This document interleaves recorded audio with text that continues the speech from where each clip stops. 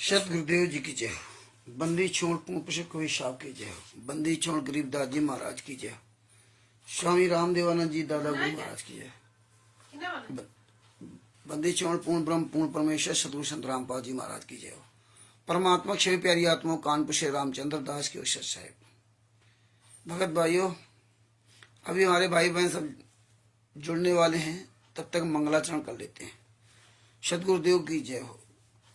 बंदी छोड़ पुष्प कवि साहब की जय हो। बंदी छोड़ गरीबदास जी महाराज की जय हो। स्वामी रामदेवानंद जी दादा गुरु महाराज की जय हो। बंदी छोड़ पूर्ण ब्रह्म पूर्ण परमेश्वर सदगुरु संत रामपाल जी महाराज की जय हो। परमात्मा क्षय प्यारी आत्माओं को कानपुर से रामचंद्र दास की सत्साहेब जय। बंदी गरीब नमो नमो सतपुरुष को नमस्कार गुरु की नहीं। सुर नर मुनि जन साधवा संतों सर्वसदी नहीं। सतगुरु साहिब संत सवै दंडोतम प्रणाम। आगे पीछे मधुवे तिन कुंजा कुर्बान। नराकार निर्भीषणम काल जाल भय भंजनम। निर्लेपम निधि अगण अकल अनुबे सुन धुनम। सोहम सुरति समापतम सकल समाना निरतिले। उजल हिरंबर हरदम बेपरवा अथा है। वार पार नहीं मध्यतम।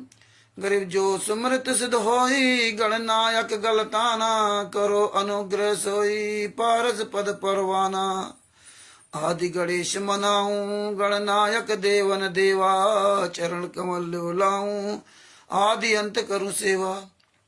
परम शक्ति संगीतम ऋषि दाता सोई। अविगत गुण अतीतम सत्य पुरुष निर्मोही। जगदम्बा जगदीशम मंगल रूप मुरारी। तन मन अर्पण शीशम भक्ति मुक्ति भंडारी। सुर नर मुनि जन ध्यावे ब्रह्मा विष्णु महेशा। शेष सहस मुख गावे पूजे आदि गणेशा। इंद्र कुबेर शरीका वरुण धर्मरा ध्यावे। सुमृत जीवन जी का मन इच्छा फल पावे। 33 कोटि अंधारा श्याम ध्यावे सहस 88। उतरे भव जल पारा कटिए यम की फांसी। 33 कोटि अधारा ध्यावे सहस 88। उतरे भव जल पारा कटिए यम की फांसी। बंदी छोड़ पूर्ण ब्रह्म पूर्ण परमेश्वर सतगुरु संत रामपाल जी महाराज की जय हो। सभी भगत भाई बहनों को सत साहेब कानपुर से रामचंद्र दास की ओर से सत साहेब। भगत भाइयों, ये ज्ञान अमृत एवं षड्यंत्र का 20वां पुस्तक है। इसमें संत रामपाल जी महाराज के सभी केसों का जजमेंट दिया हुआ है। इसमें छुड़ानी धाम कांड से लेकर बरवाला कांड तक पूरा काला चिट्ठा दिया हुआ है। इसमें सारे केसों का जजमेंट है। इसमें तिमिर दूत पवन ठग और संजय ठग जैसे गद्दारों का भी काला चिट्ठा दिया हुआ है। इसमें राष्ट्रीय समाज सेवा समिति के गुंडों का पूरा काला चिट्ठा दिया हुआ है। इसमें जो है छुड़ानी धाम कांड से लेके छुड़ानी धाम कांड क्यों हुआ, ये छुड़ानी धाम कांड से ही इन्होंने नींव डाली झगड़ा लड़ाई झगड़े की, इसका सब पूरा इसमें काला चिट्ठा परमात्मा ने दे दिया। संत रामपाल जी महाराज अपनी माता जी के अंतिम संस्कार में नहीं शामिल हो पाए। क्यों नहीं शामिल हो पाए उसका भी इसमें प्रमाण दे दिया। तो भगत भाइयों, ये पुस्तक पूरी दुनिया में जा रही है। बहुत बड़ी दया हो रही, पूरा वर्ल्ड इस पुस्तक को देख रहा है। और भगत तो देख ही रहा, जगत के लोग देख रहे हैं। और सब ये सोचते हैं कि यार ये कैसे संत रामपाल जी महाराज के शिष्य हैं, जो एक केवल गुट है, जो रोज सच्चाई बता रहा है, लाइव बता रहा है, सारे प्रमाण दे रहा है। बाद बाकी अन्य जितने हैं वो चोरों की तरह छुपे हुए, पवन ठग संजय ठग मेनन महाराज और इनके साथ लगी संगत है। इन किसी की हिम्मत नहीं जो संत रामपाल जी महाराज के बारे में प्रमाण सहित एक भी सच्चाई बोलते, एक भी सच्चाई बोलते। जबकि परमात्मा ने सारे केसों जजमेंट की फाइल पूरी दुनिया में वायरल कर दी। तिमिर दूत पवन ठग संजय ठग और ये मैनो असगुंडे, ये फूटी आंख इस पुस्तक को नहीं देख सकते। फूटी आंख देखिए, तिमिर दूत पवन ठग संजय ठग भूल गए सब। ये जजमेंट की फाइल जब से आ गई तब से और इनकी मौसी मर गई। और इनके साथ की संगत भी गद्दार, जो एक पुस्तक को ना देखे तो इसके अंदर जो जजमेंट की फाइल है वो तो देख ले कि हमारे गुरु जी क्यों सजा हुई, लेकिन नहीं। इसीलिए परमात्मा की दया से आज पूरी दुनिया सुन रही, समझ रही है क्या कि धन्य है वो संत रामपाल जी महाराज के वो शिष्य जो आज अपने गुरु के कोटों की फाइल को पूरी दुनिया में तो वायरल किया ही किया और ये पुस्तक बना दी। ये सब अचंभित करते हैं। और जब से ये पुस्तक पूरी दुनिया में जा रही PDF के द्वारा, ऐसे पुस्तक के द्वारा, तो लोग ये सोचते हैं कि यार इतना बड़ा षड्यंत्र है, और कैसे ये सब खुलासा कर रहे हैं लोग, और निडर होकर के। भाई ये तो बहुत बड़ी टीम है, Bharat, Pakistan, America, Italy, Australia, Dubai, England, Canada, कहां कहां ये, बेल्जियम, कहां कहां ये सब पूरा अपना साम्राज्य फैला रखा है। लेकिन फिर भी ये चंद लोग देखिए परमात्मा की दया से पूरी दुनिया सबने सच्चाई रख रहे हैं, और एक एक एविडेंस है। जगत वाले भी इन पर जूता चला रहे हैं, राष्ट्रीय समाज सेवा सदगुंडों के ऊपर, अन्य धर्म गुरु भी। तो भगत भाइयों, ये तो पुस्तक परमेश्वर ने गजब की पुस्तक बनवाई है। आसाराम जी राम रहीम जी के शिष्य हैं। आज तक उनके शिष्यों ने या उनके पदाधिकारियों ने आसाराम जी केसों की जजमेंट फाइल किसी को नहीं दी, राम रहीम के केसों के जजमेंट फाइल नहीं दी। भारत के इतिहास में पहली बार ऐसा हुआ है, पहली बार। और फिर भी अगर कोई संत रामपाल जी महाराज का शिष्य ये केसों से जानने से अनभिज्ञ बना रहा है, या कोई कहते इसको देखना नहीं सुनना है, तो उसके तो कर्मे फूटे। और परमात्मा दया करें, कुछ दिन बाद एक और पुस्तक आ जाएगी, संविधान से सतलोक तक का सफर,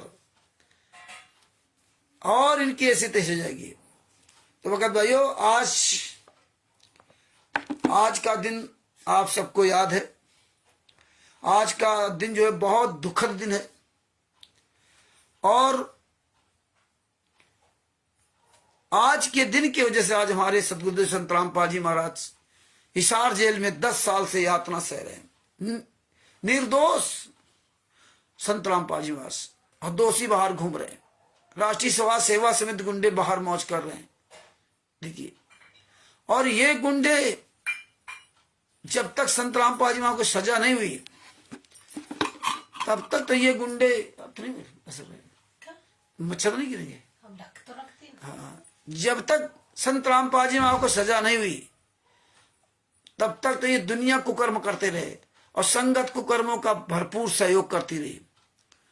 और 2018 में सजा हुई, 18 नवंबर का काला दिवस एक आध बार इन्होंने मनाया, और सजा होने के बाद बंद कर दिया काला दिवस, भूल गए। क्योंकि इन्होंने कहा तो अपना उल्लू सीधा कर लिया। जो मेन काम था संत रामपाल जी को सजा करवाना, वो करवा दिया। अब देखो 14, 15, 16 दिव्य धर्म यज्ञ, देखिए पहले तो परमात्मा की बड़ी दया कि आज हम सबको परमात्मा ने याद दिला दिया कि बेटा 18 नवंबर 2014 जो का दिन था, 2024 है, उसको याद कर लो क्या हुआ था। भगत भाइयों, 18 नवंबर 2014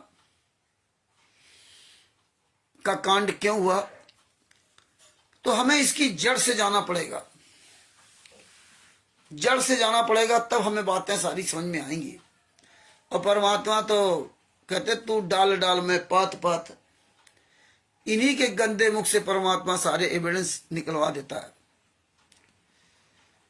जैसा कि आप सबको पता है कि संत रामपाल जी महाराज अन्य देवी देवताओं से पूजा पाठ करते थे, सभी भाई बहनों को सत साहिब।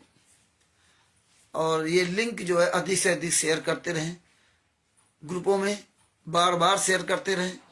जिसमें कोई भगत बाद में देखा है, पहले देखा तो जुड़ जाए। तो हर एक ग्रुप में ये लिंक भेजते रहें, फेसबुक वगैरह सब भेजते रहें। तो भगत भाइयों, आपको पता है कि संत रामपाल जी महाराज ने बाद में स्वामी रामदेवानंद जी महाराज को अपना गुरु बनाया, और संत रामपाल जी महाराज ने अपने गुरु को कहते हैं श्री 165 गुरुदेव को सफल हुआ शीश नित्यानंद जी महाराज के आप शीश पर आप बसे जगदीश निता। तो उन्होंने अपना सर्वस्व न्यौछावर कर दिया। 1988 में शिष्य बने, और 1993-94 में नाम दीक्षा देने का अधिकार दे दिया। और अधिकार ऐसे नहीं दिया, सारे शिष्यों की परीक्षा दी थी, उसमें संत रामपाल जी महाराज पास हुए थे। जब पास हुए तो उनको अधिकार दिया। संत रामपाल जी महाराज ने बताया कि मैं तो पसीना पसीना हो गया। तो उनके सदगुरु स्वामी रामदेवानंद जी महाराज ने उनको आशीर्वाद दिया। क्या आशीर्वाद दिया कि तू चिंता न कर, मैं हमेशा तेरे साथ रहूंगा। बोलो बंदी छोड़ सदगुरु संत रामपाल जी महाराज की जय हो। जिसका गुरु इतना बड़ा आशीर्वाद दे दे, ये समझ लो कि उसका क्या हाल होगा। कितना गुरु खुश हुआ होगा, खुश थे वो जो इतना बड़ा आशीर्वाद दिया। घर परिवार छोड़ दिया, छोड़ने त्याग दिया और जींद में कुटिया बनाकर रहने लगे। जींद में कुटिया बनाकर रहने लगे और जब देखो सबको त्याग दिया था, घर परिवार नाते रिश्तेदार महेंद्र बड़ा जितने थे सबको त्याग दिया, किसी को कोई मतलब नहीं। लगभग 40-50 किलोमीटर जो भी दूरी हो उतनी दूरी जाकर कुटिया बनाकर रहने लगे। जबकि हमारे गुरुजी ने और कबीर साहब का ज्ञान कहता है कि घर में ही रह करके भक्ति करो, घर में ही रह करके। फिर संत रामपाल जी महाराज घर छोड़कर क्यों चले गए? यही बातें हमें आपको सोचना चाहिए, क्योंकि स्वयं परमात्मा कबीर साहब जिस पृथ्वी पर आए आज, इसलिए आप कह सकते हैं परमात्मा के आज पूरे प्रमाण संत रामपाल जी महाराज दे दिए कि कबीर साहब परमात्मा थे। उस समय तो नहीं मानते थे, हम लोग पढ़ते थे तब भी नहीं मानते थे भाई। आज भी जो नहीं जानते वो तो कबीर साहब को एक अच्छी आत्मा बताते हैं, संत बताते हैं। तो स्वयं इस पृथ्वी पर आए एक बालक के रूप में, जिस तरह हमारा आपका जन्म होता है एक बालक के रूप में, तो हमारा आपका जन्म एक माँ के गर्भ से होता, बूंद से होता, वो डायरेक्ट आए। लेकिन उन्होंने वही शिशु रूप धारण किया जो हमारा आपका शिशु रूप धारण होता है। सेम वही काम किया जिस तरह हमारी आपकी परवरिश होती है, जन्म हुआ किस तरह से पालन पोषण होता है और बड़े हुए, तो वही प्रवृत्ति हमारी हुई। और इसके बाद देखिए उन्होंने गुरु बनाया, और गुरु बनाया तो कितना आधीनी भाव से बनाया। देखिए जबकि वो जगत के गुरु थे, अन्य धर्म के गुरु थे, विष्णु भगवान के उपासक थे, लेकिन जानते थे कबीर साहब जानते थे कि हमें नाम दीक्षा नहीं देंगे, तो पता है आपको। तो इसलिए परमात्मा ने कहा था ये डोम बांट के गीत नहीं, इनको जरा गहराई से विचार किया करो, विचार किया करो गहराई से ना। तो स्वयं कबीर साहब एक छोटे से बच्चे के रूप में, आपको पता है कि जब स्वामी रामानंद जी महाराज नहाने जाते थे तो गंगा जी की सीढ़ियों पर एक छोटा सा बच्चा बनकर लेट गए और उनका पैर पड़ा तो देखा रे बच्चा है, तो राम राम कहने लगे। उनके गले की कंठी की माला उनके गले में पहन चली गई। तो इतना अधीनी भाव होना चाहिए, तब आप पार हो सकते हो।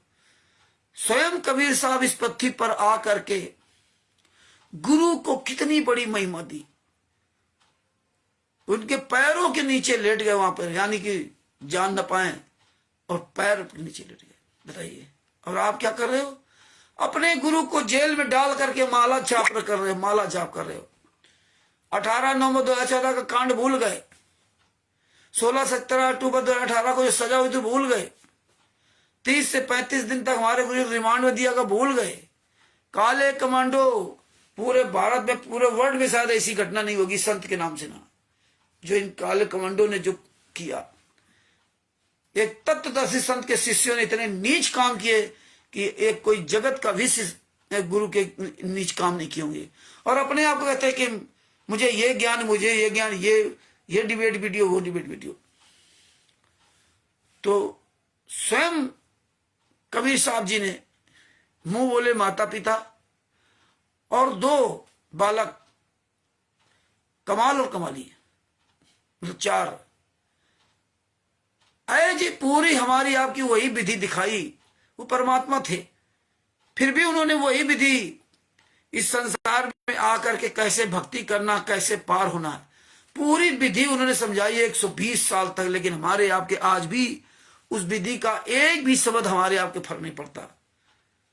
आप बचपन से लेकर जवानी तक खूब कमाया और बुढ़ापा आया तो फिर आपको चैन नहीं है। अब बूढ़े लोगों को सबसे ज्यादा तकलीफ है, जितने बूढ़े होते जाते हैं उतना ही तुमको घर परिवार बच्चों का मोह सताता जाता है, उतना ही तुम मोह माया में फंसते जाते हो। और परमात्मा ने कहा पालन पोषण तो करो, और कैसे पालन पोषण करो वो भी बताया, फिर मेहनत की कमाई से। और आप गाना क्या गाओगे? साईं उतना दीजिए जामे कुटुंब समाए, मैं भी भूखा ना रहूं साधु न भूखा जाए। ये वाणी आप लोग बोलते हो, लेकिन अपना गिरेबान झांक के देखो कि आप कितना झूठ बोलते हो, कितना मूर्ख समझते हो अपने परमात्मा को, अपने गुरु को। वो सब सुन रहा है, सुबह शाम तक मर रहे हो, है पैसा है पैसा है पैसा। दिन भरे में 150 रुपए मसाला नहीं खाते तो चाय और तमाम तरह कर लेते हो, खा पी लेते हो। हैं? संत रामपाल जी महाराज 20 रुपए रोज कमाते हैं जेल के अंदर, और तुम हजारों रोज कमाते होगे, फिर भी तुम्हारा पेट नहीं भरता। और गाना गाओगे, साईं उतना दीजिए जामे कुटुंब समाए, और मैं भी भूखा न रहूं साधु न भूखा जाए। और अगर ये वास्तव इस लाइन पर चल रहे हो, तब तक गाओ, नहीं तो ये गाना बंद कर दीजिए। हम तो यही आप लोगों से कहूंगा कि दूसरे को भी सुनाना बंद कर दीजिए। अपना गिरेबान झांक के देखो, क्या मैं उतना ही कमा रहा हूं कि साईं उतना दीजिए जामे कुटुंब समाए?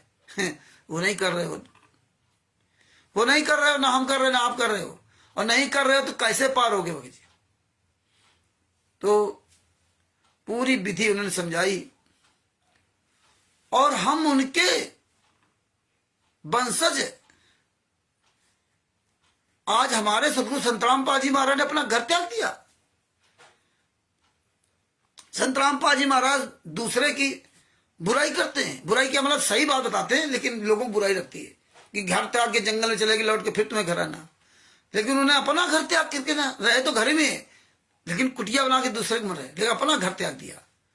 और हमें आप सबको कहते हैं कि अपने घर में रहो, घर में रहकर भक्ति करो। चूचू में पानी है, चूचू में पानी।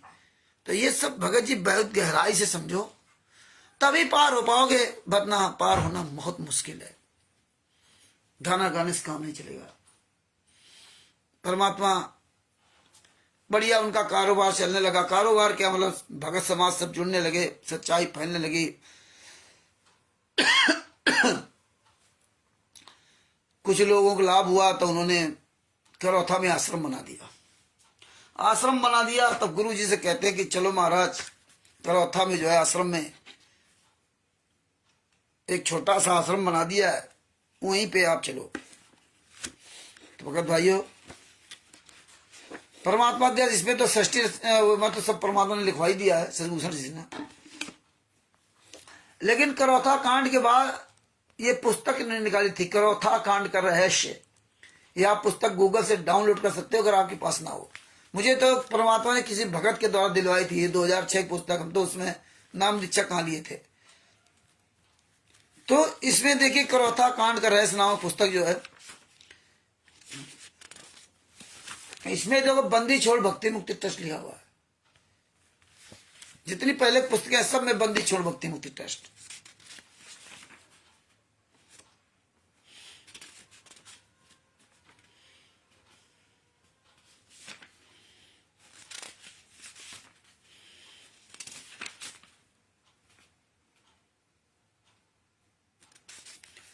ये है पेज नंबर 9, करौथा कांड का रहस्य नामक पुस्तक का पेज नंबर 9। पेज नंबर 9 में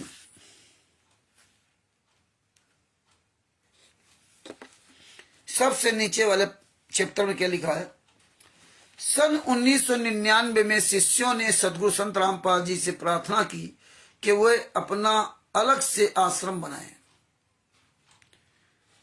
ताकि भक्तों को दर्शन और भक्ति के लिए एक सार्वजनिक स्थल उपलब्ध हो सके। शिष्यों ने गांव करौथा, जिला रोहतक में एक जमीन के टुकड़े का प्रबंध किया और महाराज जी से अनुरोध किया कि आप वहां पर एक आश्रम बनाएं। सर्व संगत के सहयोग से गांव करौथा में सतलोक आश्रम का निर्माण हुआ और उसका प्रबंध बंदी छोड़ भक्ति मुक्ति ट्रस्ट के हवाले किया। जब आश्रम का निर्माण हो रहा था तो छुड़ानी आश्रमों के महंत को अच्छा नहीं लगा और उन्होंने सतलोक आश्रम में गड़बड़ी करवाने के लिए असामाजिक तत्वों को भेजना शुरू कर दिया।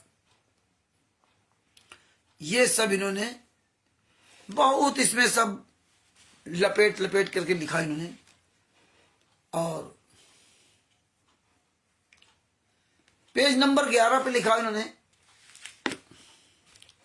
संत रामपाल जी महाराज कहते हैं कि मैंने ना तो आर्य समाज को बुरा बताया है क्योंकि हमारी आपस में रिश्तेदारियां हैं, मामा फूफी के भाई बहने हैं, और ना ही मार्स दयानंद को बुरा बताया है। मतलब ये जितने तुम्हारे नाते रिश्तेदार हैं, मामा फूफी के भाई बहन हैं, जो आर्य समाजी हैं, इस तरह संत रामपाल जी महाराज ने बताया। अब देखिए इसमें पूरी कथा लिख रखी है, पेज नंबर 5 पे आपको सुनाता हूं।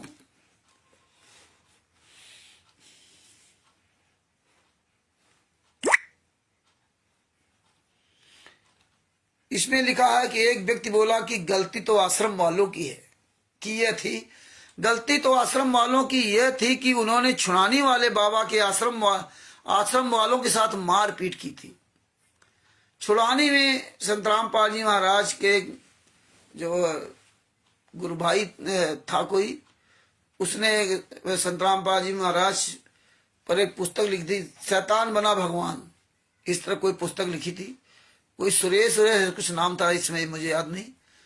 तो ये लोग क्या किए, संत रामपाल जी महाराज का यही सब अमित, महेंद्र भगोड़ा, राम कुमार ढाकाई, जितने भी लोग उसमें थे, ये सब वहां गए। जो उस समय होंगे, हो सकता है राम कुमार ढाका उस समय ना हो, तो ये मत सोचना कि नहीं नहीं रामचंद्र तो ऐसे बोल दिया। तो ये कई लोग वहां गए, और इसमें संत रामपाल जी महाराज का सगा बहनोई कृष्णा था। ये सब लोग वहां गए और जाकर के बहुत मारा उसको। और ये जो बहनोई इनका कृष्णा था, तो रिवाल्वर इसके पास था, तो उसके नाक पे बट मार दिया था। बहुत खून खच्चर किया था इन लोगों ने, बिल्कुल ये तो गुंडे हैं, चारों तरफ ने तबाह कर रखा था। तो इसमें लिखा कि मारपीट इसलिए लोग इकट्ठे होकर बदला लेने आए थे। बोले हमने उनको मारा पीटा था, या तो वो बदला लेने के लिए करोथा कांड करा दिया। देखिए, जबकि स्वयं सब करा रहे हैं, ऐसी चाल चलते हैं कि दूसरे पर उतरा दिया। एक अन्य व्यक्ति बोला कि छुड़ाने वाले दोनों आश्रम में कई वर्षों से जाता रहा हूं, मेरी 61 वर्ष है, मैं 25 वर्ष का जाने लगा था। उन दोनों आश्रम वालों को कई बार झगड़ा हुआ, एक दूसरे को बुरी तरह से पीटते थे, तब कोई नहीं गया किसी के पक्ष में लड़ाई करने। पहले तो समाचार में आया कि 30 किलो सोना, 17 बोरी नोटों की मिली, AK-47 बंदूक भी मिली। फिर तीसरे दिन एसपी रोहतक के स्टेट के आश्रम में कोई अवैध हथियार नहीं मिला, जबकि वहां भी सब अवैध हथियार थे, वहां भी सब कुछ कर रखा था इन्होंने। हाँ, वहां भी सब पूरा इन्होंने व्यवस्थित कर रखी थी। तो इस तरह से इन्होंने इसमें और भी नीचे लिखा। फिर बोले कि एक बात तो जो खबर बुरी थी, सोना मिला, नोट मिले, AK-47 राइफल, हथियार मिले, बहुत अवैध सामग्री मिली। वह पूरे हरियाणा पृष्ठ पर अखबार वालों ने छापा और खंडन वाली खबर की।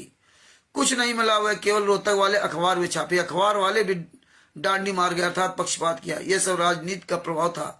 अन्य ने जवाब दिया। एक बोला कि वहां जमीन के नीचे अंडरग्राउंड 8 कमरे थे। वह पुलिस वाला बोला कि आपने इनका खंडन नहीं पढ़ा।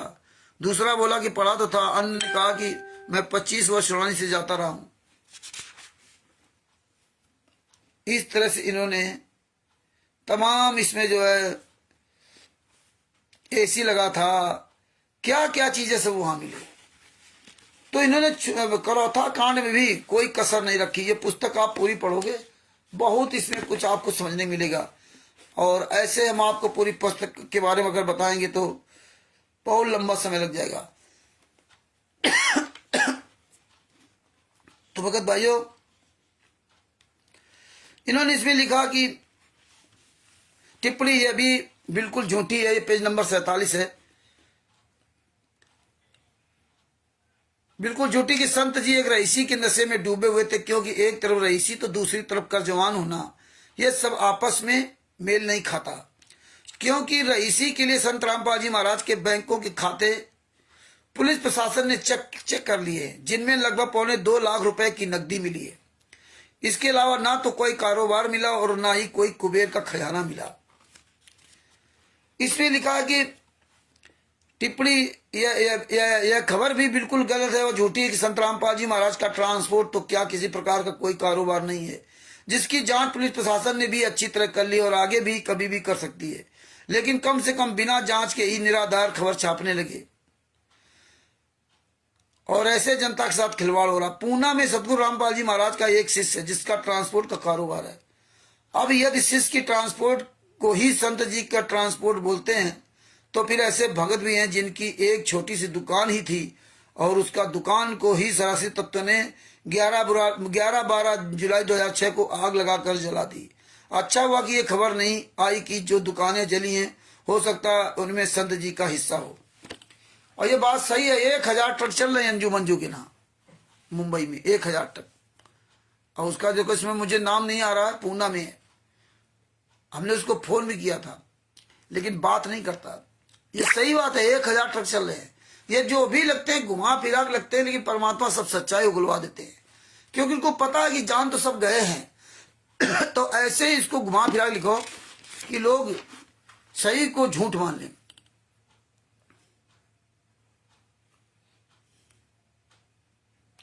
और कहा कि हाँ ये बात सही है कि बंदी छोड़ भक्ति मुक्ति ट्रस्ट का था पर लगभग 30 लाख रुपए कर्ज है। ओफो, यदि इसकी सूची चाहिए तो ट्रस्ट के पास आकर ले सकते हैं और लेनदारों से मिलवा सकते हैं।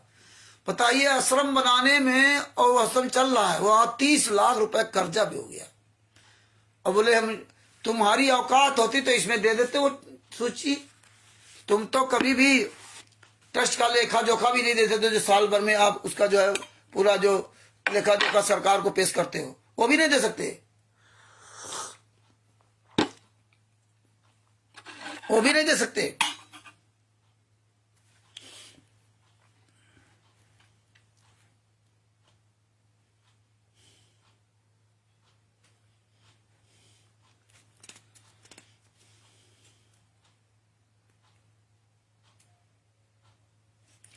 इस तरह से इन्होंने इसमें भी लिखा बाप रे बाप ऐसा बाप। यही कहते रस्सी को सांप बना दिया। वही खबर जो आप लोगों के पास भेजा था, ये सब इसमें पूरा प्रमाण इसमें दिया हुआ है। और अयासी का आरोप भी उसमें भी लगा था। उस समय भी जो यहाँ था वही बरवाला, जो बरवाला में था वही वहां का था।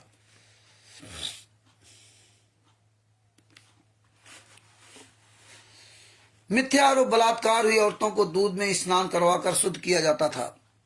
ये पेज नंबर 51 पे करौथा कांड रहस्य का नाम पुस्तक के पेज नंबर 51 पर सेम घटना वही की जो करौथा में किया था, ये बरवाला में किया था। थोड़ा बहुत नहीं इसमें अंतर का बात बाकी सब वही किया इन्होंने। क्या लिखा? मिथ्या आरोप बलात्कार हुई औरतों को दूध में स्नान करवाकर शुद्ध किया जाता था। टिप्पणी, कहाँ है वो बेहूदी औरतें? अब बलजीत की बेटी बबीता ने पूरी दुनिया के सामने कहा था हम बिस्तर का आरोप लगाया, कहाँ है वो? बलजीत की बेटी बबीता अभी भी जेल में है एक केस में, बाद बाकी सभी केस में जमानत हो गई। और इसी बलजीत की बेटी बबीता और बलजीत की पत्नी ने यानी कि बबीता की मां ने जेलर दहिया पर झूठा केस लगाया था। वो तो परमात्मा की दया थी कि वो उस दिन छुट्टी पर था 3 दिन के लिए, सारे सबूत मिल गए, नहीं तो फंस जाता। तो ये देखिए कैसे 18 नवंबर 2014 का कितना भयंकर अंजाम दिया। और इसमें लिखा कि अब ये लिख रहे कहाँ विरोधी औरतें हैं, एक को तो लाओ सामने, एक को तो सामने लाओ। ये सही बात है, सामने नहीं आ रहे हैं इसीलिए तुम फमक रहे हो।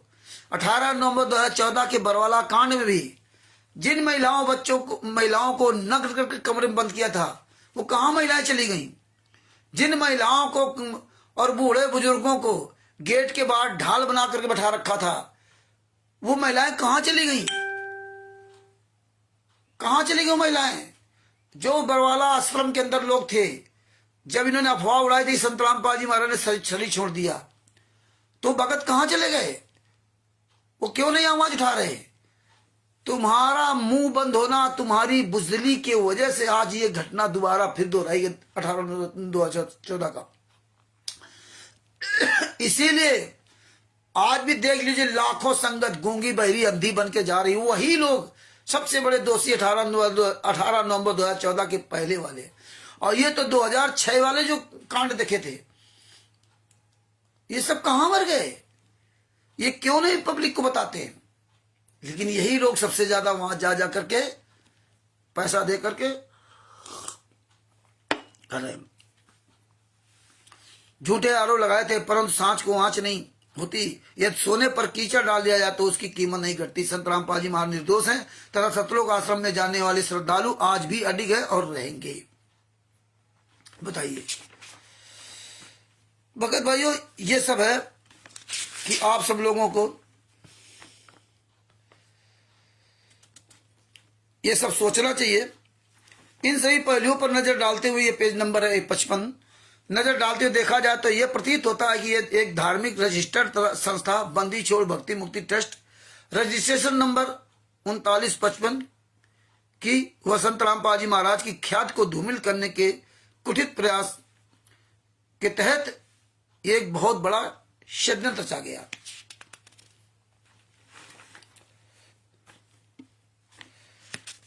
आश्रम की जमीन की रजिस्ट्री के बारे में पढ़ोगे तो आपको समझ में आएगा कैसे इन्होंने रजिस्ट्री करा दी। मतलब बुआ के जगह भतीजी खड़ी करके रजिस्ट्री करवा ली इन्होंने। जमीन तुम्हारे नाम है और वहां इसमें क्या लिख दिया कि वो बुआ ने कह दिया कि मेरी तबीयत आज खराब है, मेरी भतीजी को लेते जाओ, इससे साइन करवा लेना। और इसमें तो लिखा जाट जाति जो है ना बहुत तर्क शक्ति होती है, फिर भी जाट आज समाजी हो तो सोने का सुहागा, और समाजी हो अगर जाट तो सोने का सुहागा। इसीलिए कहावत है चली कि 65वीं विद्या जाट विद्या है। दूसरी कहावत है अनपढ़ जाट पढ़े जैसा, पढ़ा जाट खुदा जैसा। देखिए ये है कमीने, जो पढ़ा जाट खुदा जैसा, अनपढ़ जाट पढ़े जैसा। जो अनपढ़ है तो वो तो पढ़े से भी ज्यादा विद्वान है, और पढ़ा जाट तो खुदा जैसा, मतलब जितने जाट ये सब भगवान है। ये देखिए यह पेज नंबर 61 पर ये पुस्तकें भगत जी पढ़ा करो, आप सब लोग पढ़ोगे तो समझ में आएगा। ये देखिए सब हम परमात्मा के समय सब पुस्तक पढ़ते थे, सब में निशान लगा रखे थे। अब आप ऐसे सुनते होगे तो बोरियस महसूस करते हो कि रामचंद्र ये क्या कर रहे हैं। मेरे तरफ से कहावत सुनाने शुरू कर देंगे तो बहुत कुछ मतलब हो जाएगा। तो इसीलिए मेन बातों पर आपको मतलब इसमें जो है वो कराना चाहता हूं, जो मेन चीजें हैं उन पे आपको फोकस कराना चाहता हूं, जिससे आप कम से कम उनको ढंग से समझ सको। और ये देखो, पढ़ो, भाई पुस्तक निकाल लो, पढ़ोगे भैया तो सब चीजें समझ में आएंगी, और नहीं पढ़ोगे तो देखो ये सब जाट खुदा जैसे हो गए, वहां पे सब भगवान बन गए। संत रामपाल जी महाराज तो भगवान नहीं बन पाए, लेकिन ये भगवान बन गए। अगर भगवान मानते होते तो आज ये इस तरह से नीच काम नहीं करते। तो भगत भाइयों, इस तरह से में बहुत बातें हैं। इसमें एक प्रकरण आपको सुनाता हूं।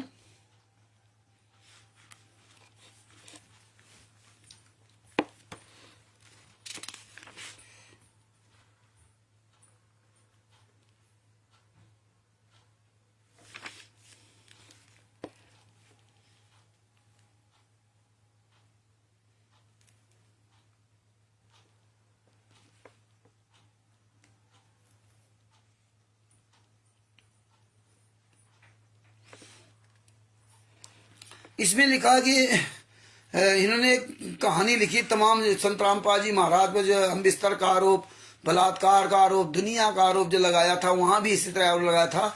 इस तरह बड़ी लंबी कहानी लिखी, लेकिन मेन शॉर्टकट पे आता हूँ। इसमें लिखा है कि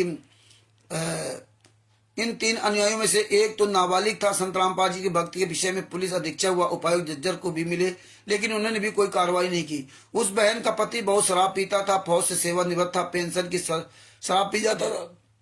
इस तरह इन्होंने पूरी कहानी लिखते हुए लिखा कि उसके पश्चात बहन सरोज का अटूट विश्वास परमात्मा में हो गया। अधिक से अधिक समय सत्संग सुनने में लगाने लगी। उस गुरुद्रोही जैसे दुर्बुद्धि व्यक्तियों ने तो बहन मीराबाई जैसे भक्तमती को भी नहीं छोड़ा था। यदि सीता जी पत्नी श्री रामचंद्र भगवान वर्तमान में किसी आश्रम में अपने दुख के समय को व्यतीत करती, तो उस बागी जैसे वह आर्य समाजी कहलाने वाले तथा वर्तमान के मीडिया वाले तो उस माता व ऋषि वाल्मीकि जी पर भी कीचड़ उछालने में कोई कसर नहीं समझी छोड़ती है। त्रेता युग में गर्भवती सीता जी, और ये दुनिया कहानी लिखते लिखते उन्होंने क्या कहा कि उन्होंने इस माता सीता पर कोई लांछन नहीं लगाया था। वर्तमान की आर्य समाजी, ये पेज नंबर 30 पर बैक कर रहे हैं, वर्तमान के आर्य समाजी व गुरुद्रोही जैसे नकली संत व विवेकहीन मीडिया वाले तो आज उस स्थिति को भी दुष्प्रचार कर डाला, परंतु सांस में आंच नहीं। उस ढोंगी ने जिस प्रकार एक अच्छे खानदान की बहन के चरित्र पर कीचड़ उछाला है, उसी प्रकार उस संजय पुत्र श्री बलवान सिंह मिस्त्री गांव करौता की बड़ी बहन आयु 26 वर्ष व माता भी उस कमरे में अन्न की तरह अपने गुरुदेव के दर्शन व चरण स्पर्श करती थी, क्योंकि उस समय केवल एक ही कमरा जो 12 बाई 18 वर्ग फुट का था तथा एक रसोई तथा स्नान घर बना था जिसमें संत रामपाल जी महाराज विश्राम करते थे। एक बड़ा हॉल था जिसमें आश्रम के स्थायी सेवक विश्राम करते थे। उस ढोंगी ने अपनी माता तथा बहन के विषय में क्यों नहीं लिखा? उसकी बहन तथा माता जी भी कभी कभी उसी रसोई घर में महाराज की चाय आज बना कर आती थी। यदि उसकी पुस्तक में लिखे मिथ्यालेख में सच्चाई थी तो उसी समय क्यों नहीं लिखा जब सन 2000 में आश्रम से गया था? बताइए, सन 2000 में आश्रम से चला गया था। तब ये अनारो माई कहां चली गई थी? तब चाय बना ली कोई, तब भी चाय बना ली कोई दूसरी रहती थी। सतलोक आश्रम करौथा में भी ये नहीं आसपास थे। बैक डोर से गालियां भी देते थे संत रामपाल जी महाराज को। ये अनारो माई, जैसा कि मुझे लोगों ने बताया कि अनारो माई जा करके वहां आश्रम के बाहर स्वयं गालियां देती थी। जैसे हम आप लोग नहीं कहते कि साधु बन गया लड़का, पड़े बच्चे को छोड़ करके ना, लड़के बच्चे भूखे मर रहे हैं, कहां जाएं, नौकरी त्याग दिया और यही जीविका थी, तो एक गालियां देती थी वहां जाकर के। आप देख लीजिए। बहन सरोज को बदनाम करने का कारण यह है कि एक बार उस संजय कृष्णादास को भक्तों के फोन सुनने के लिए आश्रम का मोबाइल फोन दे दिया। उस महीने 4000 रुपए मोबाइल बिल का खर्चा आया। इस तरह से ये सब पूरी कथा इसमें लिखते चले आते हैं लोग, दुनिया की कथा लिखते हैं। और इसके बाद इन्होंने जो ना लिखा कि संत रामपाल जी महाराज की सगी बहन, देखिए अब यहां सुनना, ये कितने नीच कितने कमीने लोग हैं भगत जी। पैसे के लिए ये अपना सब कुछ दाम लगा देते हैं और कहते हैं कि पढ़ा जाट खुदा जैसा, अनपढ़ जाट पढ़ा जैसा और पढ़ा जाट खुदा जैसा। यही देखो पंजाब में सुभाष चंद्र ने अपनी पत्नी और बेटी का आरोप लगा दिया कपड़े फाड़ने का, जबकि हम कभी गए नहीं थे। तो इनकी फितरत में शामिल है, पैसा चाहिए। अब देखो यहां पर लिख रहे हैं संत रामपाल जी महाराज की बहन के बारे में। संत रामपाल जी महाराज की सगी बहन जो सर भाई बहनों में छोटी है, वह भी सत्संग में साथ जाती थी। उस समय संत रामपाल जी महाराज के पास एक ही जीप थी जो संगत ने सेवा के लिए दे रखी थी। दोनों भाई बहन तथा अन्य सेवक जीप में यात्रा करते थे। दुर्बुद्धि प्राणी जो उसमें संजय जैसे कृष्णदास जैसे थे, हाँ ये संजय था वही जिसको मारा था, पर कहते थे कि देखो ये संत कैसा जो जवान लड़की को साथ रखता है। अन्य बहुत अभद्र व्यंग करते थे। जो व्यक्ति स्वयं जैसा होता है वह अन्य को भी वैसा ही जानता है। अब ये बहन पता नहीं रहती थी कि नहीं रहती थी, आज उसी बहन ने तो सजा करवा दी। राजबाला बहन ने संत रामपाल जी महाराज, भगवान वही कृष्णा है, राजबाला ने संत रामपाल जी महाराज के खिलाफ बयान दिया। अब देखो कितने सच्चे अच्छे होंगे लोग। जो व्यक्ति स्वयं जाता है जैसा होता है वैसा उसको नजर आता है। एक चोर किसी नेक पुरुष के घर रात्रि को रुका। ये दुनिया कहानी लिखते हैं फिर रात्रि बिताने बहाने, क्योंकि उस दो चोर ने। अब हम ये कहानी क्या बताएं, अब हम मेन संत रामपाल जी महाराज के बारे में बताता हूँ। ठीक इसी प्रकार उस संजय कृष्णदास आर्य समाजी, ये पेज नंबर 32 है, वह आर्य समाजी व मीडिया तथा मीडिया में सूचना देने वालों की स्थिति जाने, क्योंकि जो दोष संत रामपाल जी महाराज तथा आश्रम में जाने वाली सच समाज की बहन बेटियों में देखा गया, वह उन व्यक्तियों में उस चोर की तरह था। अब देखा सतलोक आश्रम बरवाला में कितना सच समाज था। आज देखो आश्रमों में यहाँ कैसा लूट खसोट गुंडाई हो रही है, लड़कियों की जिंदगी बर्बाद की जा रही है रबैडी के नाम पर, लड़के लड़के दोनों की। कितना बुरा हाल है सतलोक आश्रम बरवाला के अंदर, कितना बुरा हाल है। संत रामपाल जी महाराज ने खुद कहा कि आश्रम में गलत काम हुए, हमने नहीं किए, समित वालों ने किए, गलत काम होते थे। तो ये सब जो ना इन्होंने सब पूरा इसमें मिलाया, दुनिया कहानी लिखी कि नोटों की बोरियां बरामद हुई, नोटों की भरी मिली, AK-47 गन इत्यादि मिली। 30 किलो सोना, फिर स्वयं लिखा कि आश्रम में कोई अवैध वस्तु नहीं मिली न नोट न कुछ। तो इस तरह से इन्होंने पूरा इसमें जो है ना खिचड़ी मिला रखी। सतलोक आश्रम बनने के पश्चात सतलोक आश्रम करौता में संत रामपाल जी महाराज की सगी बहन साध्वी बनकर रहती थी। संत जी के माता पिता भी आश्रम में भक्ति उद्देश्य से स्थायी रह रहे थे, लेकिन पत्नी का कहीं नाम नहीं है कि संत रामपाल जी महाराज की पत्नी अनारो माई भी साध्वी बन के आश्रम में रह रही थी। संत रामपाल जी महाराज की बेटी भी आश्रम में साध्वी बन के रह रही थी। ये मंजू, अंजू, अनारो माई, संत रामपाल जी महाराज दोनों बेटे भी साधवा बन के रहते थे। साध्वी साधवा। संत रामपाल जी महाराज का भाई महेंद्र भगोड़ा भी साध्वी बन के रहता था। बहन का नाम दिया, भाई आई, सब मर गए थे। आज देखिए कितने बड़े सब भगत बने घूम रहे हैं। देख लीजिए अनारो माई को, बढ़िया बढ़िया कपड़े पहन करके, बढ़िया कैसे फोटो की आरती उतारी, फोटो डाल, कहीं 4 रोटी बना दिया उसकी वीडियो। ये देखिए किस तरह नाटक चल रहा है। ये कहाँ चली गई थी? ये साध्वी की जरूरतें नहीं थी? सेवा तो इनको करनी चाहिए ना। कहीं भी इनका नाम नहीं आता है। ये कभी भी वहां आश्रम में थे। ये तो मौज करते थे अपने घर में।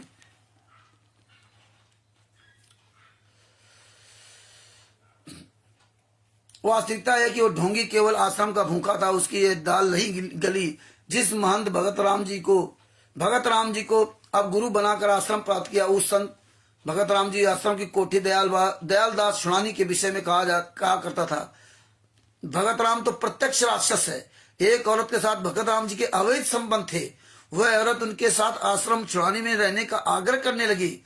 इस तरह से उन्होंने इतनी इसमें अश्लील बातों को लिखा है। भगत जी मैं क्या बताऊं, ये तो केवल आपको एक दिखाना था, एक रिहर्सल था कि आप लोग ये सुन लो, देख लो। और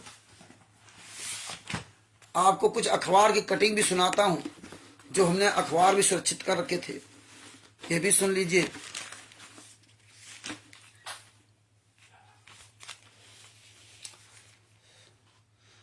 बेटे सहित 13 अन्य को भी कोर्ट ने सुनाई आजीवन कारावास की सजा। हिसार बरवाला के सतलोक आश्रम में साल 2014 में हुई यूपी के ललितपुर निवासी महिला रजनी की हत्या में भी बुधवार को अदालत ने इंजीनियर से संत बने रामपाल व उनके बेटे बीरेंद्र उर्फ ब्रिजेंद्र सहित 14 लोगों को सश्रम आजीवन कारावास की सजा सुनाई। कोर्ट ने कहा कि जब तक इसकी सांसें चलेगी,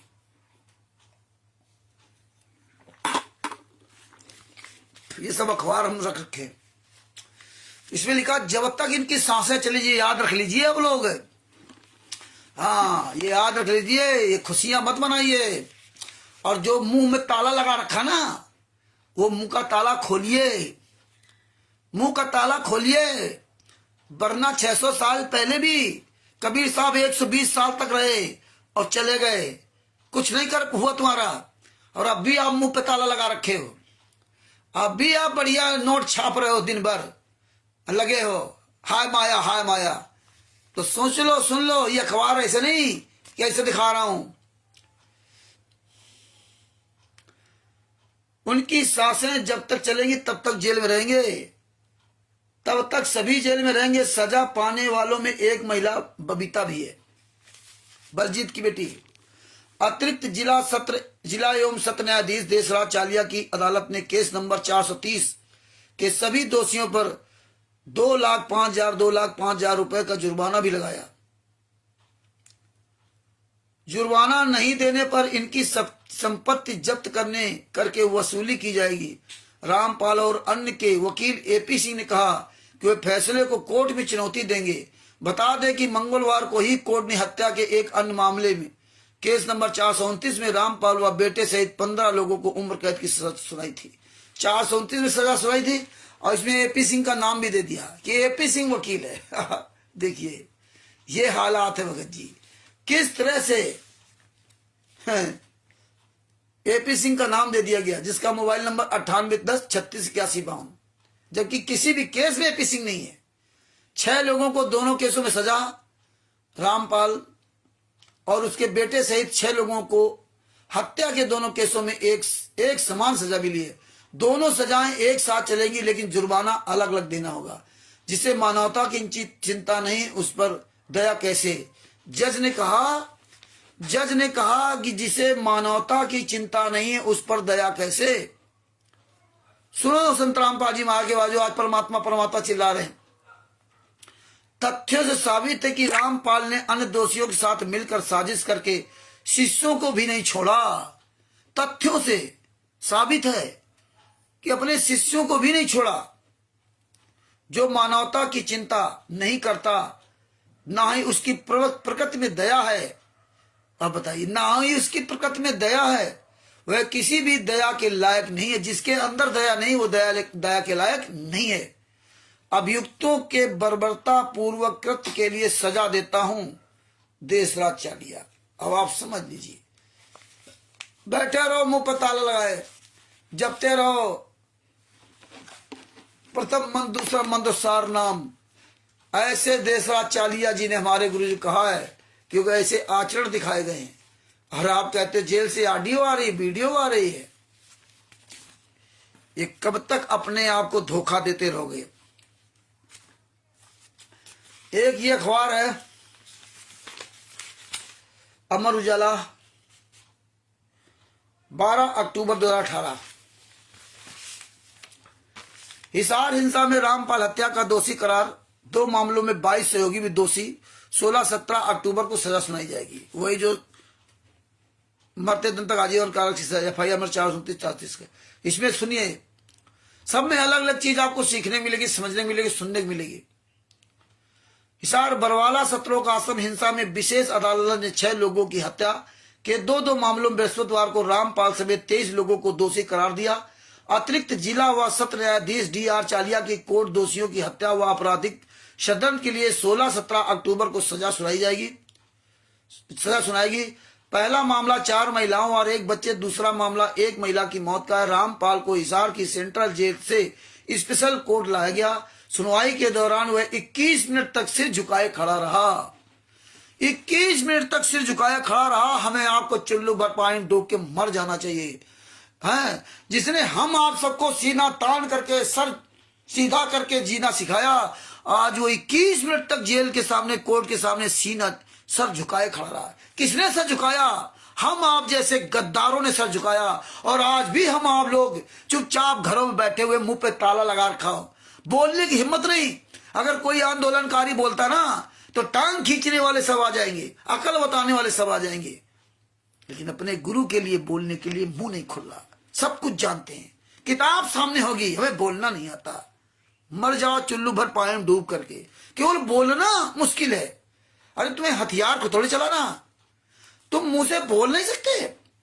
24 घंटे में 5 मिनट नहीं अपने गुरु के लिए बोल सकते। भक्ति क्या करोगे? खाक है।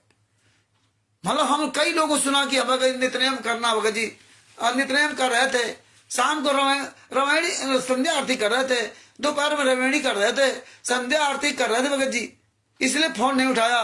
बड़ा दुख होता है। बारे संध्या आरती करने वाले हैं, गुरु के लिए संध्या आरती कर रहे हो। संध्या आरती में लिखा क्या है? वो नहीं, गुरु के लिए 10 मिनट बोल नहीं सकते। ऐसी संध्या आरती करने से क्या फायदा? ऐसी रामायणी करने से क्या फायदा? परमात्मा ने कहा था ये तो मतलब काम करते करते सबको लो, ये सुनने से नहीं होगा। उसमें जो बोला है उस पर चलो। गुरु के लिए 5 मिनट बोलने के लिए नहीं है। हम वही काम करते जिसमें मुझे लाभ दिखाई दे। गुरु के लिए 5 मिनट बोलने से हमें क्या लाभ है? नहीं लाभ होगा ना। आगे क्या कहा? 21 मिनट तक सर झुकाए खड़ा रहा। 2-3 बार उसने कहा कि मैं निर्दोष हूं। सुनवाई से पहले पुलिस और अर्धसैनिक बलों ने बुधवार शाम को शहर में फ्लैग मार्च किया। 17 अक्टूबर तक शहर में धारा 144 तथा निषेधाज्ञा लागू कर दी गई। रैपिड एक्शन फोर्स और अर्धसैनिक बलों के अलावा 4000 से अधिक पुलिसकर्मी तैनात किए गए। अब नहीं गए ये तारीख पर लोग। हाँ, तारीख पर नहीं गए उस दिन सब साफ रहा। ये है दोगलागिरी, ये संत रामपाल जी महाराज के शिष्यों की। उस दिन नहीं गए कि आज तो सजा हो ही गई, अब क्या करना जाके। अब तो अच्छी तरह से इनको बदनाम कर ही दिया। जज ने यही कहा है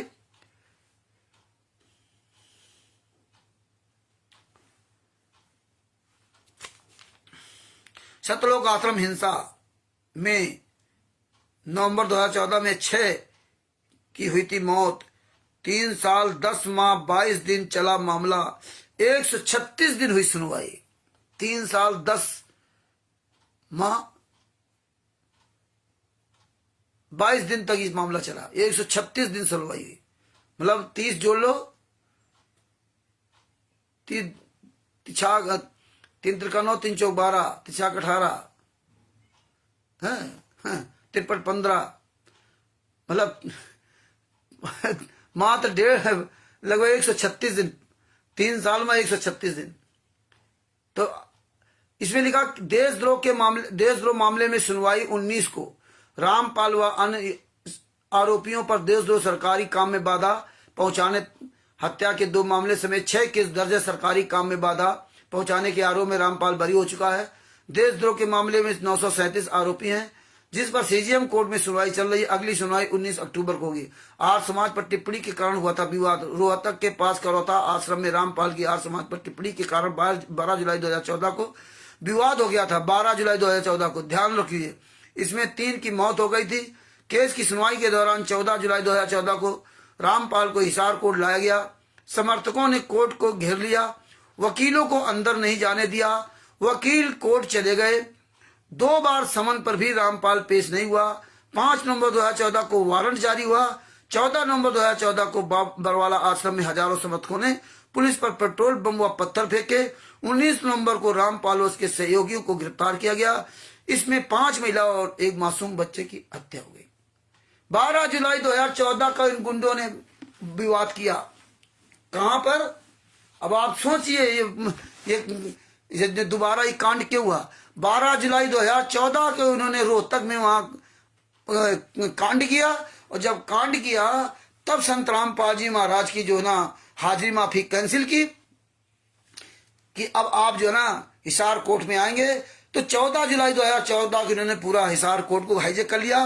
अंदर कोर्ट में वकीलों को नहीं जाने दिया, उनके कार्ड छीन लिए।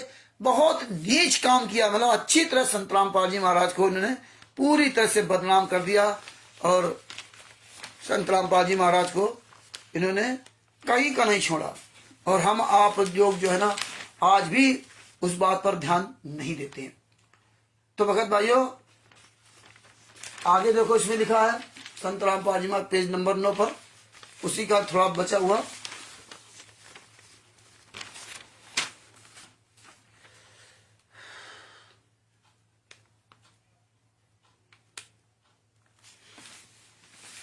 दोषी रामपाल और सहयोगियों पर 2 मामलों में हुई 136 सुनवाई। बरवाला सतलोक आश्रम हिंसा से जुड़े केस नंबर 429-430 में कुल 136 सुनवाई हुई। 3 साल 10 महीने 22 दिन तक चली सुनवाई में बृहस्पतिवार को सभी आरोपी दोषी करार दिए गए। केस नंबर 429 के तहत मामला दर्ज होने से लेकर फैसले तक अदालत में कुल 64 सुनवाई हुई। केस नंबर 430 में फैसले तक कुल 72 सुनवाई हुई। 430 में केस में सरकार की ओर से 4 वकील, जबकि रामपाल की ओर से 11 वकीलों ने पैरवी की। 11 वकीलों ने पैरवी की। सतलोक आश्रम हिंसा में 16 नवंबर को 5 महिलाओं और 1.5 साल के बच्चे की मौत हो गई थी। 16 नवंबर को मौत हुई थी, 16 नवंबर 2014 को। और उस दिन पुलिस तो अंदर गई नहीं थी। 17, 18 की रात में संत रामपाल जी महाराज को अरेस्ट किया गया है। 19 तारीख को पुलिस वहां अंदर गई है, और ये 16 नवंबर को 5 महिला के बच्चे की इन गुंडों ने हत्या कर दी थी। मृतकों में रोहतक के भगवतीपुर की संतोष 45 वर्ष, दिल्ली की कविता 31 वर्ष, यूपी के बिजनौर की राजवाला 70 वर्ष, पंजाब के संगरूर की मलकीत कौर 50 वर्ष और 1.5 साल के बच्चे अर्थात आदर्श की मौत हो गई थी। हत्या के मामले में पुलिस ने केस नंबर 429 दर्ज किया था। इस केस में कुल 15 आरोपी बनाए थे। यूपी के बिजनौर की रजनी 25 की हत्या के मामले में केस नंबर 430 दर्ज किया गया, जिसमें इसमें 14 आरोपी बनाए गए थे। 6 दोषी दोनों मामले में शामिल थे। केस नंबर 429 में दोषी, केस नंबर 429 के तहत 15 आरोपियों पर आईपीसी की धारा 302, 343 और 120 बी के तहत केस दर्ज किया गया। इसमें 6 मुख्य आरोपियों आश्रम संचालक सोनीपत के धनाना का रामपाल, उसका बेटा बीरेंद्र और ब्रिजेंद्र, हिसार के उगलान का जोगेंद्र, भिवानी के इमलौटा का राज कपूर समेत सभी को दोषी करार दिया गया। केस नंबर 430 में दोषी, मुकदमा नंबर 430 में 14 आरोपियों पर आईपीसी की धारा 302, 343 और 120 के तहत मामला दर्ज किया गया था। इस मामले में रामपाल, बीरेंद्र, हिसार के उगलान का जोगिंदर, ये जोगिंदर भांजा है संत रामपाल जी सगा भांजा, भिवानी के इमलौटा का राज कपूर, सोनीपत के बड़गांव का राजन समेत सभी को दोषी करार दिया गया। ये आपके अखबार की न्यूज नहीं, अखबार की न्यूज ये सब, इसीलिए ये हमने सब परमात्मा के आशीर्वाद से, दया से सब सुरक्षित करके रखा हुआ है। इसके अलावा आपको दिखाता हूं रामपाल को बेटे समेत उम्र कैद। इसमें देखो संत रामपाल जी महाराज कोर्ट में, संत रामपाल जी महाराज गिड़गिड़ा रहे हैं, संत रामपाल जी महाराज कोर्ट में गिड़गिड़ा रहे जज के सामने, और हम आप यहां मौज कर रहे हैं, लीला कर रहे हैं, परमात्मा लीला कर रहे हैं। यह भी अखबार अमर उजाला का है, अमर उजाला 17 अक्टूबर 2018, जिस दिन सजा सुनाई गई है। सुन लो, रामपाल को बेटे समेत उम्र कैद। सतलोक आश्रम हिंसा 13 अन्य आरोपियों को भी उम्र कैद। बच्चे और 4 महिलाओं की हत्या का मामला, सजा पाने वालों में 3 महिलाएं भी है। हिसार बरवाला के सतलोक आश्रम में 2014 में हुई एक बच्चे और 4 महिलाओं की हत्या में आश्रम के संचालक रामपाल और उनके बेटे बीरेंद्र और विजेंद्र सहित सभी 15 दोषियों को अदालत ने उम्र कैद की सजा सुनाई। अब आप देखिए, बीरेंद्र और विजेंद्र ये सब बाहर घूम रहे हैं, संत रामपाल जी मानने दोस्त सजा काट रहे हैं, एक ही सजा, सेम सब कुछ है। दोषी करार दिया, सजा सुनाई। सजा पाने वालों ने 3 महिलाएं भी हैं। ये 11 अक्टूबर को दोषी करार दिया गया था, 11 अक्टूबर को 11-12 अक्टूबर को दोषी करार दिया था।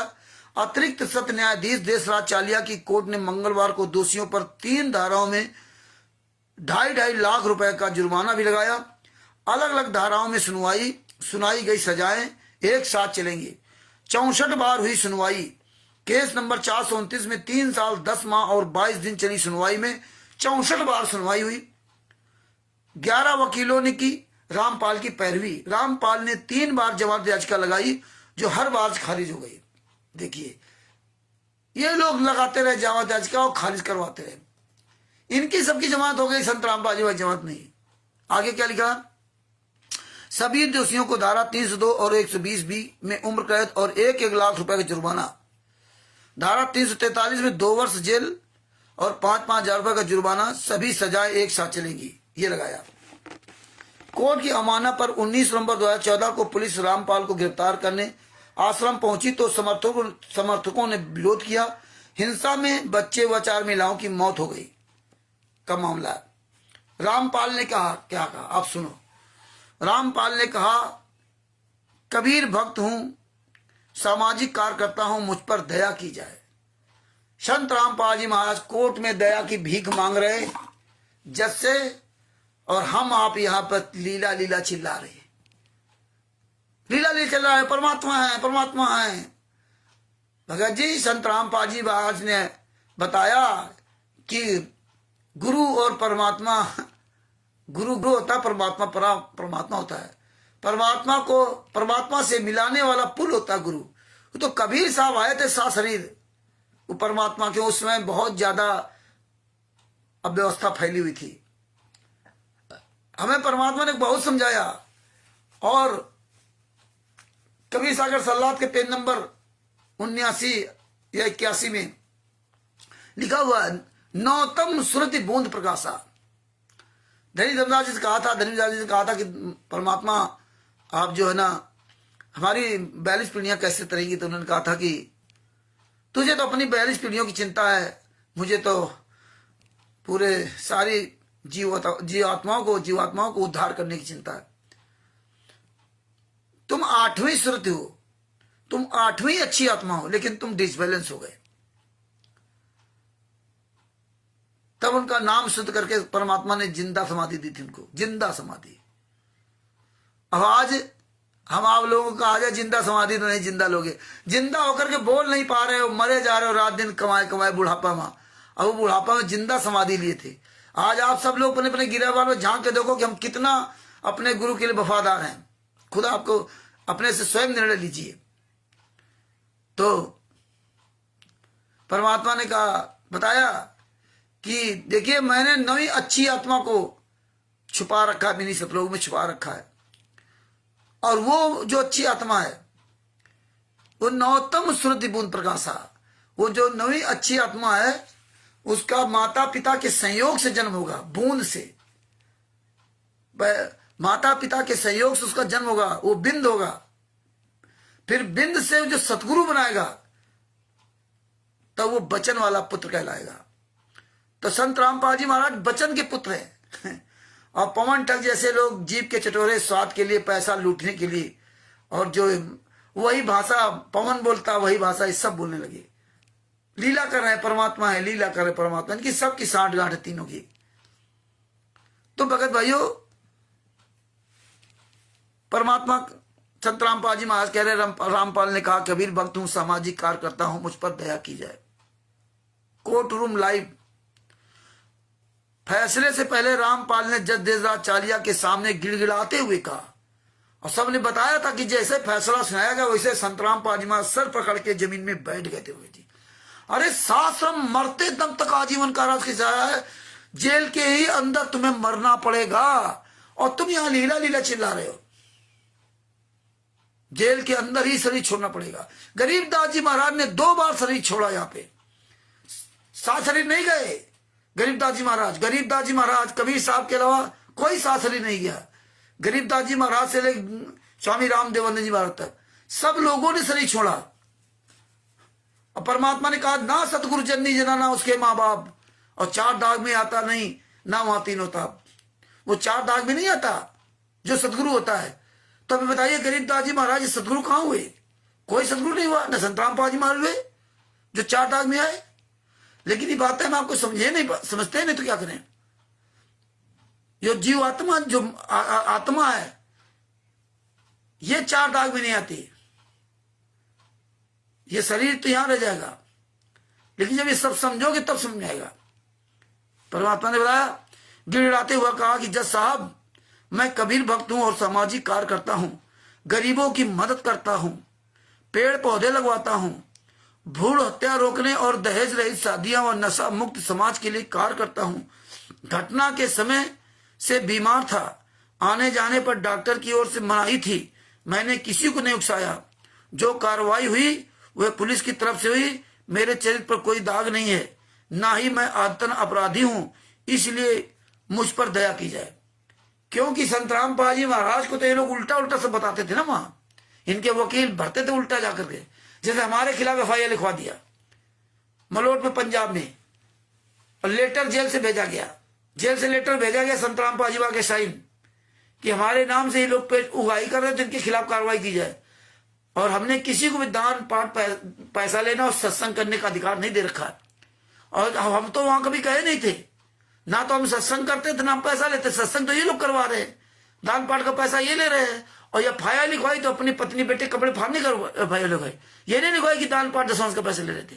देखिए, तो संत रामपाल जी महाराज के द्वारा जेल से लेटर में क्या लिख के आया और यहां कर क्या रहे, यही उन्होंने रुड़की में किया, यही मेरठ में हमारे साथ खिला। वो तो आपको सब कुछ सुनाया, जब सब कुछ दिखाया बताया तो आपकी बातें समझ में आएंगी, और ना आपको दिखाया बताया होता तो ये बातें आपकी समझ में नहीं आती। इसलिए सारी बातें ढंग से सुनोगे तब समझ में आएगा। तो आगे इन्होंने क्या कहा, हाई कोर्ट जाएंगे रामपाल। रामपाल के वकील का कहना है कि वह फैसले के खिलाफ हाई कोर्ट में अपील करेंगे। अब बताइए, आज तक गए वकील? कोई गया? कोई नहीं गया। क्यों जाएंगे? हत्या किसने की? अब तो सब शीशे की तरह साफ हो गया ना। ये कहानी है। तो भगत भाइयों, आगे क्या लिखा, महिला की हत्या के मामले में सजा आज। अदालत बुधवार को केस नंबर 430 में सजा सुनाएगी। इस मामले में भी रामपाल व उसके बेटे बीरेंद्र उर्फ विजेंद्र सहित 14 लोग 11 अक्टूबर को दोषी करार दिए जा चुके हैं। इनमें एक महिला भी शामिल है। यह केस एक महिला की हत्या से जुड़ा है। आगे क्या लिखा है, जज बोले, जब संत रामपाल जी महाराज ने ये बात कही कि मैं कबीर भक्त हूं, सामाजिक कार्य करता हूं, मुझ पर दया की जाए, तो जज बोले, मैं भी कबीर भक्त हूं। जज साहब ने कहा कि मैं भी कबीर भक्त हूं, दोहे सुनता हूं धर्म की आड़ में सजा से नहीं बच सकते। हाँ, धर्म की आड़ से सजा नहीं बच सकते। आप धर्म की आड़ लेकर के गलत काम करें, और गलत काम कर कौन रहे थे और कौन कर रहे हैं, ये आप सबके सामने है। धर्म की आड़ में काम धंधा करें ये, और लड़ा रहे गुरु शिष्य को। और शिष्य तो क्या करे बेचारा, शिष्य तो ज्ञान दे सकता है, ये मूर्ख सॉरी गुरु तो ज्ञान दे सकता है ना, गुरु क्या करे बेचारा। ये शिष्य इतने कमीने हैं कि यही से सतलोक में धोखा दिया, यही से 600 साल पहले धोखा दिया, और ये वर्तमान में धोखा दिया। गुरु क्या करे। ये सारे शिष्य मिलकर के अपने गुरु की ऐसी तैसी करा दी। हम 100 आदमी कह रहे कि आप 100 लोग बोलने वाले हो जाओ, आप 100 लोग तैयार नहीं हो पा रहे हो। कब से चिल्ला रहे हैं। आप लोगों पर टाइम ही नहीं कि सोचो यार हम कम से कम अब हमारी जिम्मेदारी घर से खत्म हो गई, हमारे लड़के बच्चे सेटल हो गए, चलो भाई जवान लड़के काम धंधा कर रहे हैं, लेकिन तुम तो कम से कम जागो। और तो जवान है उनको भी जागना चाहिए। हैं 100 आदमी नहीं तैयार हो पा रहे, 100। और हम ये सब पूरा पता नहीं क्या क्या पथन्ना सब रखे हुए। आप सब हमसे पैसे वाले हो, आपके पास सबके पास समय है। ये देखिए फाइल है, एक फाइल नहीं है, सोच नहीं पाओगे। फाइलों के ढेर, ये सब फाइलों के ढेर लगा रखे हैं। ये क्या है। अब सोचो कैसे हम इनको पढ़ते होंगे, कैसे इनको सुरक्षित रखा। ये सब फाइलें बनाई अभी, एक फाइल नहीं है, 15-15, 20-20 फाइलें ये सब है। ये क्या है। ये सब आप लोग नहीं कर सकते क्या। आप लोग भी तो इंसान हो हमारी तरह, हम कोई सीखने को थोड़ा गए। ये सब फाइल है पूरे, कैसे।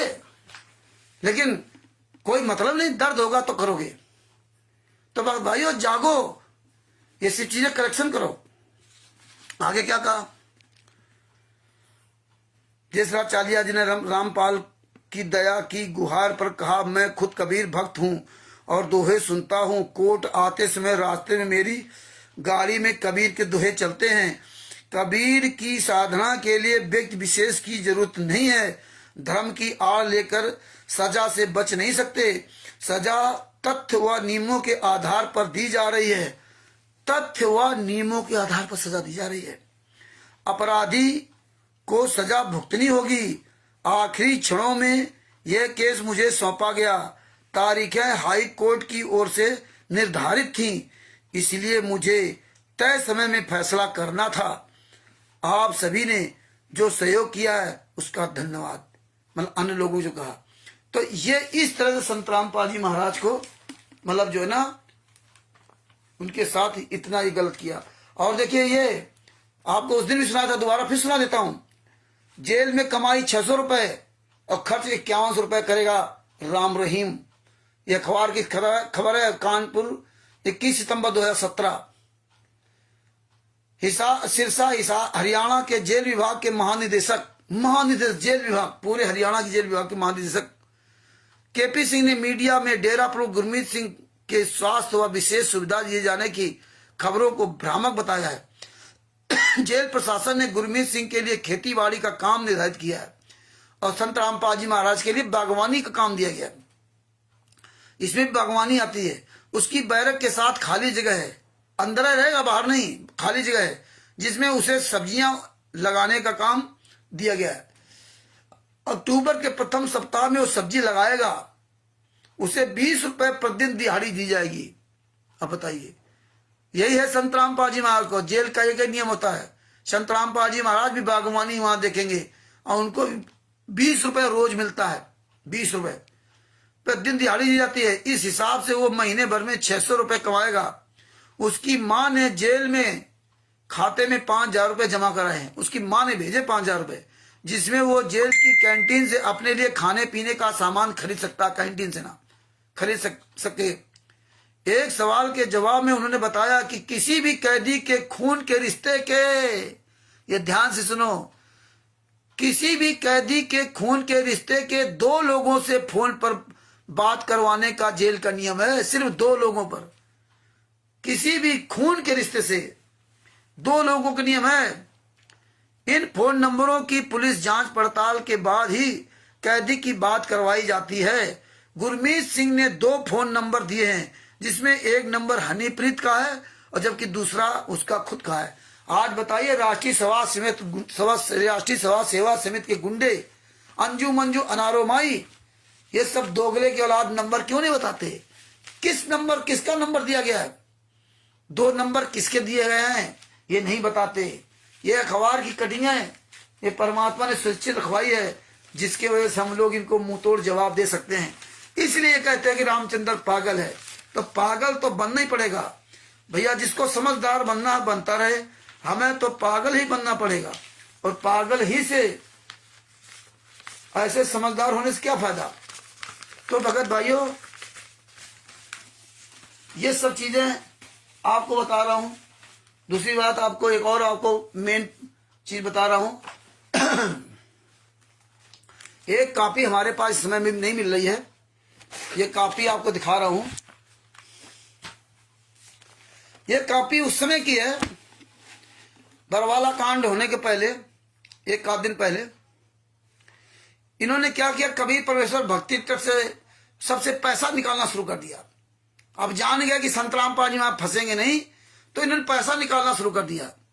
क्या पैसा निकाला, देखो टाइम्स ऑफ इंडिया की रिपोर्ट है। Over ₹1 crore withdraw from ashram account as cops close in on Rampal, 22 November 2014। इसमें लिखा, Barwala even as full scale police and paramilitary operation to arrest controversial preacher Rampal were underway at Barwala in Hisar, and the cops were virtually knocking at the ashram gate. Transaction amounting to over a crore rupees were made in bank account of ashram trust, including the one in the Barwala branch of Punjab National Bank. It was revealed on Friday. In fact, sensing that the police were closing in. मतलब इन्होंने कहा कि जो बरवाला में Punjab national bank है, जो कबीर परमेश्वर भक्ति ट्रस्ट का उसमें खाता है, उससे इन्होंने 1 करोड़ रुपए निकाले। 1 करोड़ रुपए निकाले। अब खाता कर दो फटाफट खाली, क्योंकि खाता खाली नहीं करोगे तो अब जो है सरकार कहीं ना कहीं जो है ना, ऐसा ना हो कभी परमेश्वर भक्ति ट्रस्ट का मतलब जो है वो आ जाए। और उसी तारीख को बैतूल में, वहां भी पंजाब नेशनल बैंक है, पंजाब नेशनल बैंक में वहां भी विष्णु साहू ने वहां पे लगभग 1 करोड़ रुपए वहां निकाले, 1 करोड़ या उससे ज्यादा पैसे निकाले थे। उसकी कॉपी इस समय मेरे पास नहीं मिल पा रही है, मोबाइल में थी, अब इतने साल से पता नहीं कहां डाइवर्ट हो गई, और लेकिन वो हमारे हार्ड डिस्क में सब होगा। ये 1 करोड़ रुपए ने निकाला। ये सब देखो, ये सब है पूरा भगत जी, ये सब फोटो कापियां सब पूरी सब बना रखी है, ये कोई डोम भाट की गीत नहीं है। हाँ, यहाँ आप लोगों को सुनने में क्या तकलीफ हो रही हो कि यार इतना टाइम ले रहे हैं, लेकिन यहाँ किस तरह परमात्मा ने सब याद कराया। जानना अलग बात है, और वो बातों को सही ढंग से पेश करना सबसे बड़ी बात है। ये संत रामपाल जी महाराज दया है, तो इसलिए हम आप तक ये मतलब इस टूटी फूटी भाषा में आप तक ये सच्चाई पहुंचा रहा हूं। लिखा, but from November 2014 when preacher for Baba arrest peaked, money was withdraw in quick succession over 2 days and 55 lakh was withdraw from the account of आश्रम कबीर परमेश्वर भक्ति ट्रस्ट। 1 करोड़ निकाला 2 दिन के अंदर, उन्होंने 1 करोड़ 55 लाख रुपए कबीर परमेश्वर भक्ति ट्रस्ट निकाल लिया। आओ तुम्हारी औकात सामने, तभी तो हमको कहते हैं रामचंद्र पागल है। पवन संजय गद्दार सब जानते हैं, रामचंद्र तो गाली देता है, मतलब मूर्खों को समझा देते हैं कि रामचंद्र, इनको मूर्खों को समझा दो और मूर्खों को बात समझ में आती। ये नहीं समझा कि सामना क्यों नहीं करते यार, वो रामचंद्र गलत या सही है, सामने तो आओ ना, तुम चोर की तरह छुप क्यों रहे, ये बात नहीं करते। जिस दिन ये सवाल उठाने लगे उस दिन सब बातें समझ में आएगी। अब देखिए आगे क्या आगे और मजेदार सुनी बात। This account number 55 lakh was withdraw from the account of ashrams Kabir परमेश्वर भक्ति ट्रस्ट। संत रामपाल जी महाराज का होता ही तो क्या पैसे निकाल लेते क्या है। The account number 1631002100020895। हिंदी में बता दें, अंग्रेजी हिंदी दोनों मिक्स हो गई। अंग्रेजी में बताते हैं 1631002100020895, मतलब 895 आखिरी में खाता number. Was opened on October 1 अक्टूबर 2012, 1 अक्टूबर 2012 को इन्होंने खाता खोला था। और 1 अक्टूबर 2012 खाता खोला था और 1 जनवरी 2012 को 1/3/2012 को उन्होंने ट्रस्ट बनाया था। जनवरी फरवरी मार्च, 1 मार्च के आसपास इन्होंने ट्रस्ट बनाया था। 1 मार्च 2012 में इन्होंने ट्रस्ट बनाया और खाता इन्होंने खुलवाया 1 अक्टूबर 2012 में खाता खुलवाया। Within opening balance 34.73 lakh था। ओपनिंग बैलेंस मतलब जिन्होंने खाता खुलाया था तो इसके बाद उसमें 34.73 लाख रुपए था। When the authorized came to know about this, the administration asked the bank to freeze the account on नवंबर 2017 को, मतलब नवंबर 2017 को मतलब जो है दिखा रहे फ्रीज किया। It till hand RS 61.94 lakh, उस समय 61.94 लाख रुपए था।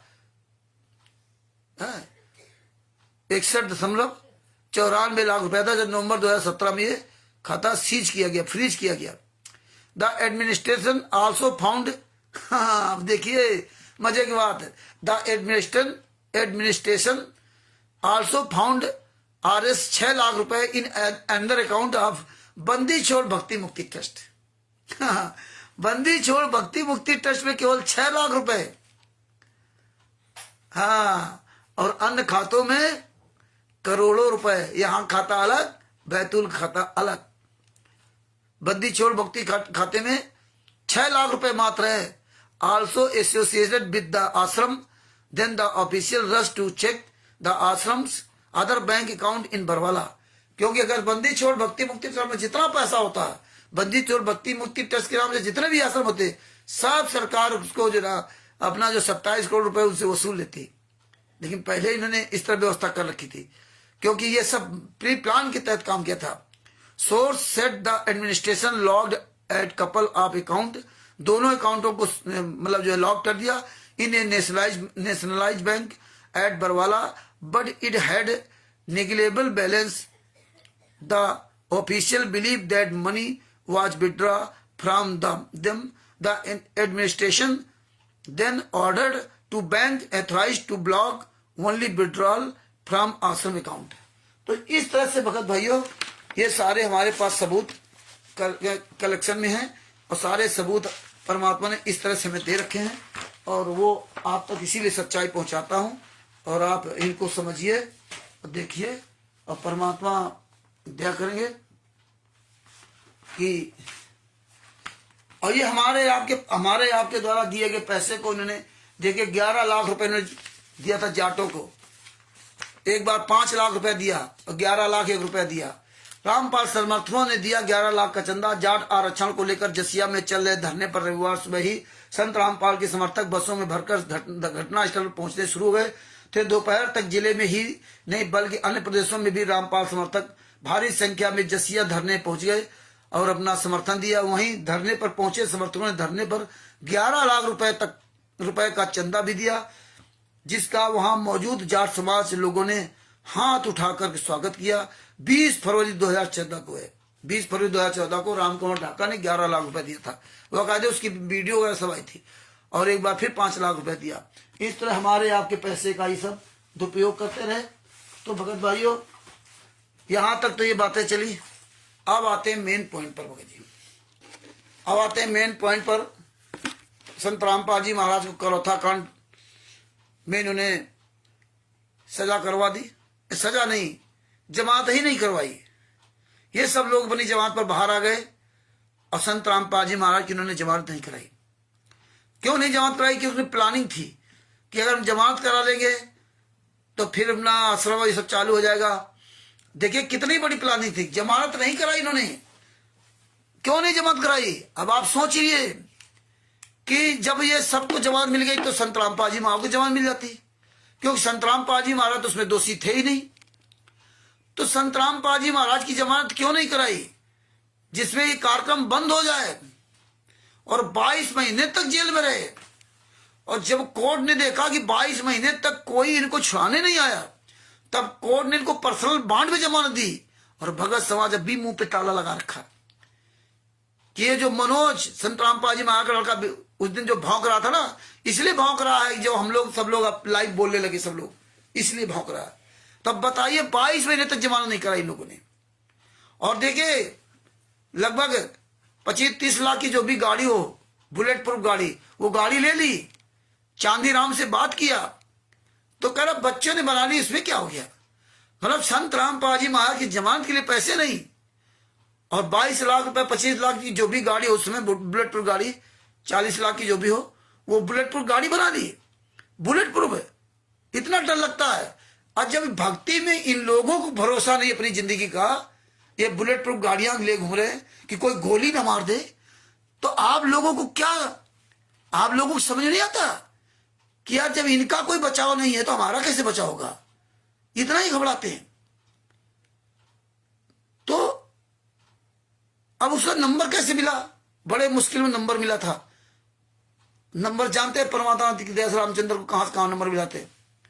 इसके बाद देखिए उल्टा चक्र शुरू कर दिया। संत रामपाल जी महाराज को पर्सनल बॉन्ड में जमानत दी गई। संत रामपाल जी महाराज जेल से बाहर आ गए। आने के बाद इन्होंने संत रामपाल जी महाराज को अपना अंडर अरेस्ट में ले लिया। अंडर अरेस्ट लेने में पहले 2006 में तो बसंत सैनी ने कहा, ये बात बताई थी ग्वालियर में आकर के बसंत सैनी ने, कि संत रामपाल जी महाराज ने प्रथम नाम देने, प्रथम नहीं तीनों मंत्र देने का अधिकार दे दिया था। अभी एक दिन और बात करवाई थी किसी से, तो बोले प्रथम नहीं तीनों मंत्र देने का अधिकार, मतलब मंत्र देने का अधिकार दे दिया था। लेकिन महेंद्र ने मना कर दिया था। अब बताइए, स्वामी रामदेवानंद जी महाराज ने संत रामपाल जी महाराज को तीनों मंत्र देने का अधिकार दिया और वो मना कर देते, और बोले महेंद्र जी ने मना कर दिया था कि हम नहीं देंगे। महेंद्र जी ने मना कर दिया। फिर एक महिला के द्वारा लगभग 20 दिन नाम दीक्षा दिलवाई गई। और यही बात आपको समझना पड़ेगा। जो आप कहते हो हम तो आश्रम में नाम दीक्षा लिया था, वहां तो संत रामपाल जी महाराज खुद वहां पर स्वयं थे। तो देखिए जब संत रामपाल जी वहां स्वयं थे, महिला के द्वारा नाम दीक्षा दिलवाई जा रही थी, और उन नाम दीक्षा लेने वालों से कह दिया जाता था कि गुरु जी को न बताना, और नहीं तो गुरु जी नाराज हो जाएंगे। और हम आपके तो परमात्मा परमात्मा, उनको तो सब पता है, गुरु जी को मत बताना नहीं तो नाराज हो जाएंगे। तो परमात्मा तो है कि ये भी लोगों ने मान लिया कि हमको बताया नहीं। अगर मैं आदेश देता, अधिकार देता महिला को, और हमसे अगर पूछ देते तो क्या मैं नाराज हो जाता। ये भी मांगे, मान लिया। इसलिए संत रामपाल जी महाराज ने 2001 में कहा था ये कबीर पंथ फेल होने जा रहा। उन्हें बता दिया था पहले ये फेल होने जा रहा, 2001 में कह दिया था। इसीलिए संत रामपाल जी महाराज ने कहा था ये आश्रम जो होते हैं ना, संत की जान के दुश्मन होते हैं। ये सुन लीजिए, सब कुछ खुलासा परमेश्वर कर दिया था। एक महिला के द्वारा नाम दीक्षा दिलवाई गई, और आशीर्वाद संत रामपाल जी महाराज। जब वो फेल हो गया तो उन्होंने डीवीडी चालू कर दी। डीवीडी चालू कर दी, आशीर्वाद संत रामपाल जी महाराज से, नाम दीक्षा डीवीडी द्वारा, आशीर्वाद संत रामपाल जी महाराज से। जैसा कि हमें सुनने में आया है कि ये डीवीडी उनके लिए बनाई थी संत रामपाल जी महाराज ने, जो सुन नहीं सकते, जो सुन नहीं सकते, जो बहरे होते हैं बेचारे, कान से बहरे हैं, उनके कान में लगा दिया था। जैसा कि हमने सुना, ये डीवीडी बहरों के लिए थी। और जैसे भी हो, लेकिन गुरु जी ने किसी को भी नाम दीक्षा देने का अधिकार नहीं दिया, और किसी भी भगत ने नहीं पूछा। इतना बताने के बाद भी सत्संग में संत रामपाल जी महाराज इतना इशारा किया, सतगुरु सैन पहचाने पावे अटल सुहागरे। संत रामपाल जी महाराज ने स्पष्ट किया कि एक महिला के द्वारा 15-20 दिन नाम दीक्षा ली गई, परमात्मा ने रोका क्यों नहीं? हमको हम सवाल क्या करेंगे, जब इतने दिन नाम दीक्षा दी जा रही तो संत रामपाल जी महाराज ने रोका क्यों नहीं? तो 20 दिन नाम दीक्षा दी गई, संत रामपाल जी महाराज ने रोका क्यों नहीं? क्योंकि काल का उनका अनुबंध है। जब पूछोगे तब बताएंगे। सदगुरु है, ये ज्ञान देने आए हैं, अब ज्ञान से आप स्वयं निर्णय लीजिए। तो ऐसे तो आप कहोगे विदुर जी के बारे में कहते हैं विदुर जी सच बोला सच बोला, संत रामपाल जी महाराज ने क्यों नहीं बोला? संत रामपाल जी महाराज सदगुरु है, वो ज्ञान देने वाले हैं, वो कोई हमारे जैसे आम आदमी नहीं है। और सदगुरु का काल का अनुबंध है कि आप ज्ञान बताइए। परमात्मा ने ज्ञान बोला, सत्संग सुनाए, अब वो तुम सत्संग ना सुनाओ तो तुम्हारी गलती। ये तो अब समझ में आ रहा ना कि महिला द्वारा नाम दीक्षा दिलवाई गई थी। सत्संग सुनते हैं कहाँ? किसी भगत ने आप तक पूछा हो संत रामपाल जी में बताओ कि हमने पूछा था ये डीवीडी द्वारा नाम दीक्षा गुरु जी दी जाए, तो क्या आप दिलवा रहे हो? आपने अधिकार दिए क्या, आदेश दिया क्या? क्योंकि आप तो बता रहे थे महिला के द्वारा नाम दीक्षा दिलवाई गई थी, और गुरु जी ने बताते तो हमें आपको पता ही नहीं चलता। और गुरु जी ने कहा जब भक्तों ने बताया, किसी भगत ने कह दिया होगा, वो भी दूसरे भगत ने बताया, तब परमात्मा ने कहा कि हम उनको बहुत डांटा। लेकिन संत रामपाल जी महाराज ने ये नहीं बताया कि महिला कौन थी।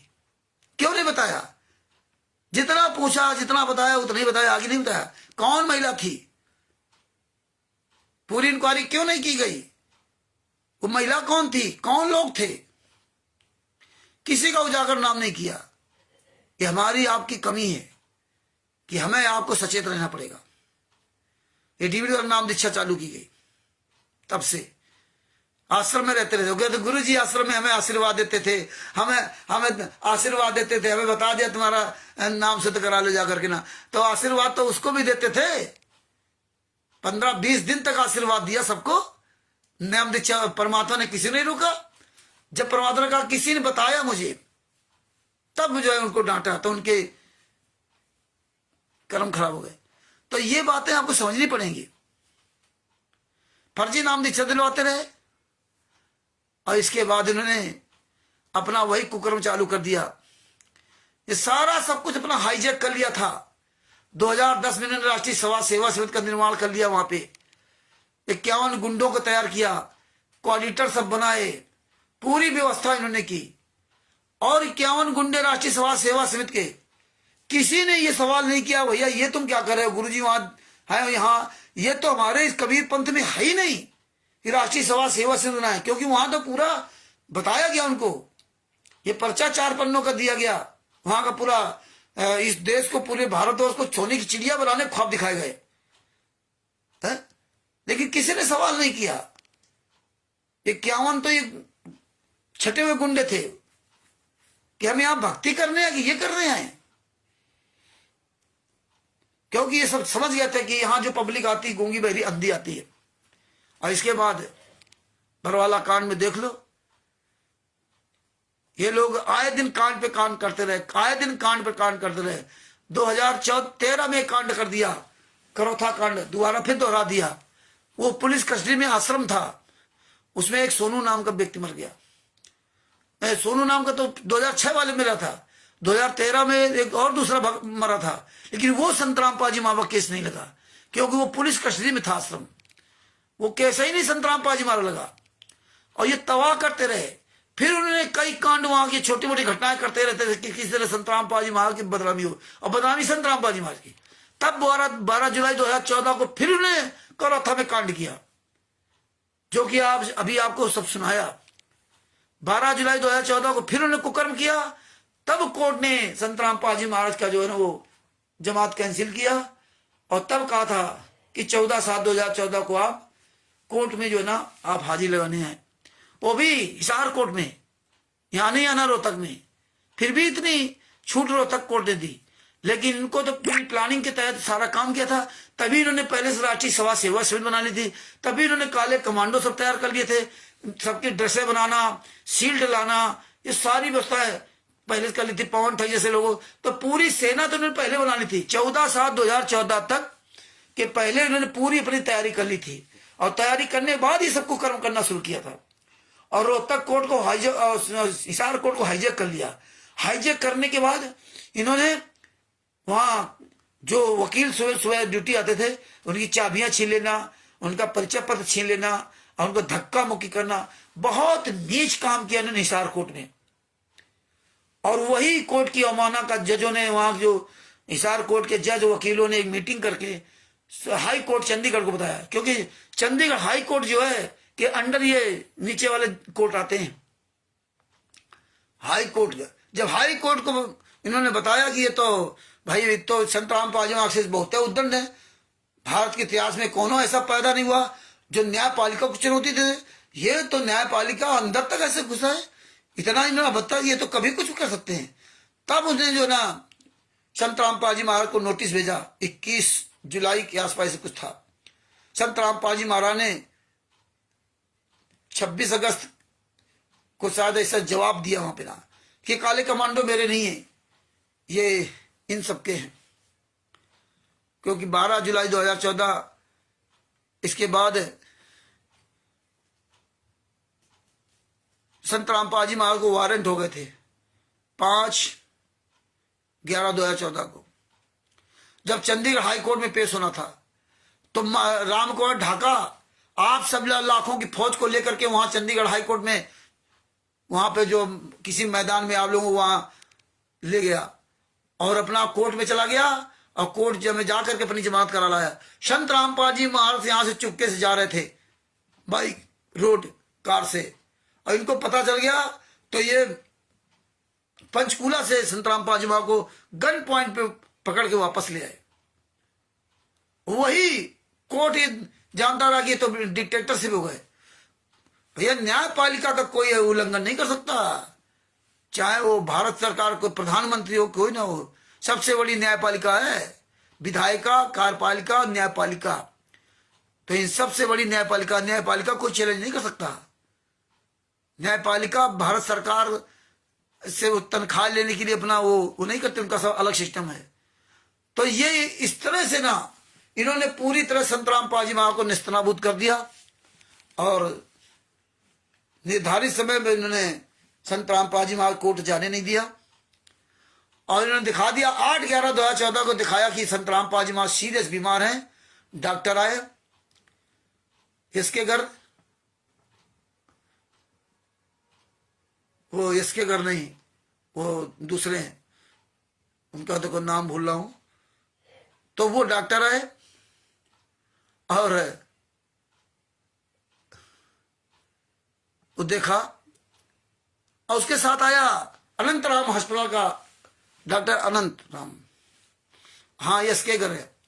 तो वो दिखाया जो है, उनको लेकर के आए, उन्होंने चेकअप किया तो संत रामपाल जी महाराज कोई हार्ट की प्रॉब्लम नहीं थी, बीमार नहीं थे, क्योंकि उनको घबराहट हो रही थी, पसीना आ रहा था, सीने में दर्द हो रहा था। क्यों घबराहट तो होगी, इतना बड़ा कांड है, इतना बड़ा कांड तो घबराहट तो होनी है। तो इन्होंने पूरी प्लानिंग की तरह से उधर सेटिंग करके 4 डॉक्टरों का पैनल बना लिया फर्जी अपने आप, और देखा कि यहाँ आए वहां पे तो देखा कि एल.के. झा, इसके L K. Jha, doctor L K. Jha cardiologist, वो इलाज कर रहे हैं, जबकि वो इलाज नहीं कर रहे थे, वो तो केवल चेकअप कर रहे थे, और कोई ज्यादा इंस्ट्रूमेंट भी नहीं ले गए थे। और ये लोगों ने अपनी मनमुखी रिपोर्ट बना करके दे दी कि संत रामपाल जी वहां बीमार हैं। Doctor L K. झा कार्डियोलॉजिस्ट ने कहा कि 72 घंटे तक इनको रेस्ट चाहिए, टीवी नहीं देख सकते, अखबार नहीं सकते, चल नहीं सकते, फिर नहीं सकते, वो आईसीयू में रहेंगे। महेंद्र भगोड़ा ने पहले कहा संत रामपाल जी बीमार हैं, जब मीडिया ने पूछा तो कहा वो हार्ट की प्रॉब्लम, हार्ट की प्रॉब्लम। इसके बाद क्या बोला, संत रामपाल जी आश्रम में नहीं, इनको बाहर मैंने शिफ्ट कर दिया। इसके बाद क्या बयान दिया शाम तक कि नहीं, संत रामपाल जी महाराज चाहेंगे तो भी मैं कोर्ट में पेश नहीं होने दूंगा। राज कपूर ने पूरी दुनिया के सामने बयान दिया था, 1 लाख लोगों की लाशों में गुजरना होगा। इस तरह ये लोग खुलेआम धमकी देते थे, राज कपूर, पुरुषोत्तम सैनी, ये सब जितने थे, रामकुमार ढाका, तो ये सब इस तरह खुलेआम धमकी देते रहे। ये जानते थे जितना ही केस बिगड़ जाए उतना ही अच्छा है, और आप ऐसे मेडिकल बोर्ड नहीं गठित कर सकते जो कोर्ट कहेगा तब। और इनका मेडिकल रिपोर्ट देख करके ना जज वो मना कर दिया था, इस रिपोर्ट को मानने से इनकार कर दिया, क्योंकि जैसे देखा वो समझ गया कि हाँ वो डॉक्टर एल.के. झा कार्डियोलॉजिस्ट, उनका कोई इसमें वक्तव्य नहीं है, ये अपनी तरफ से लिखा।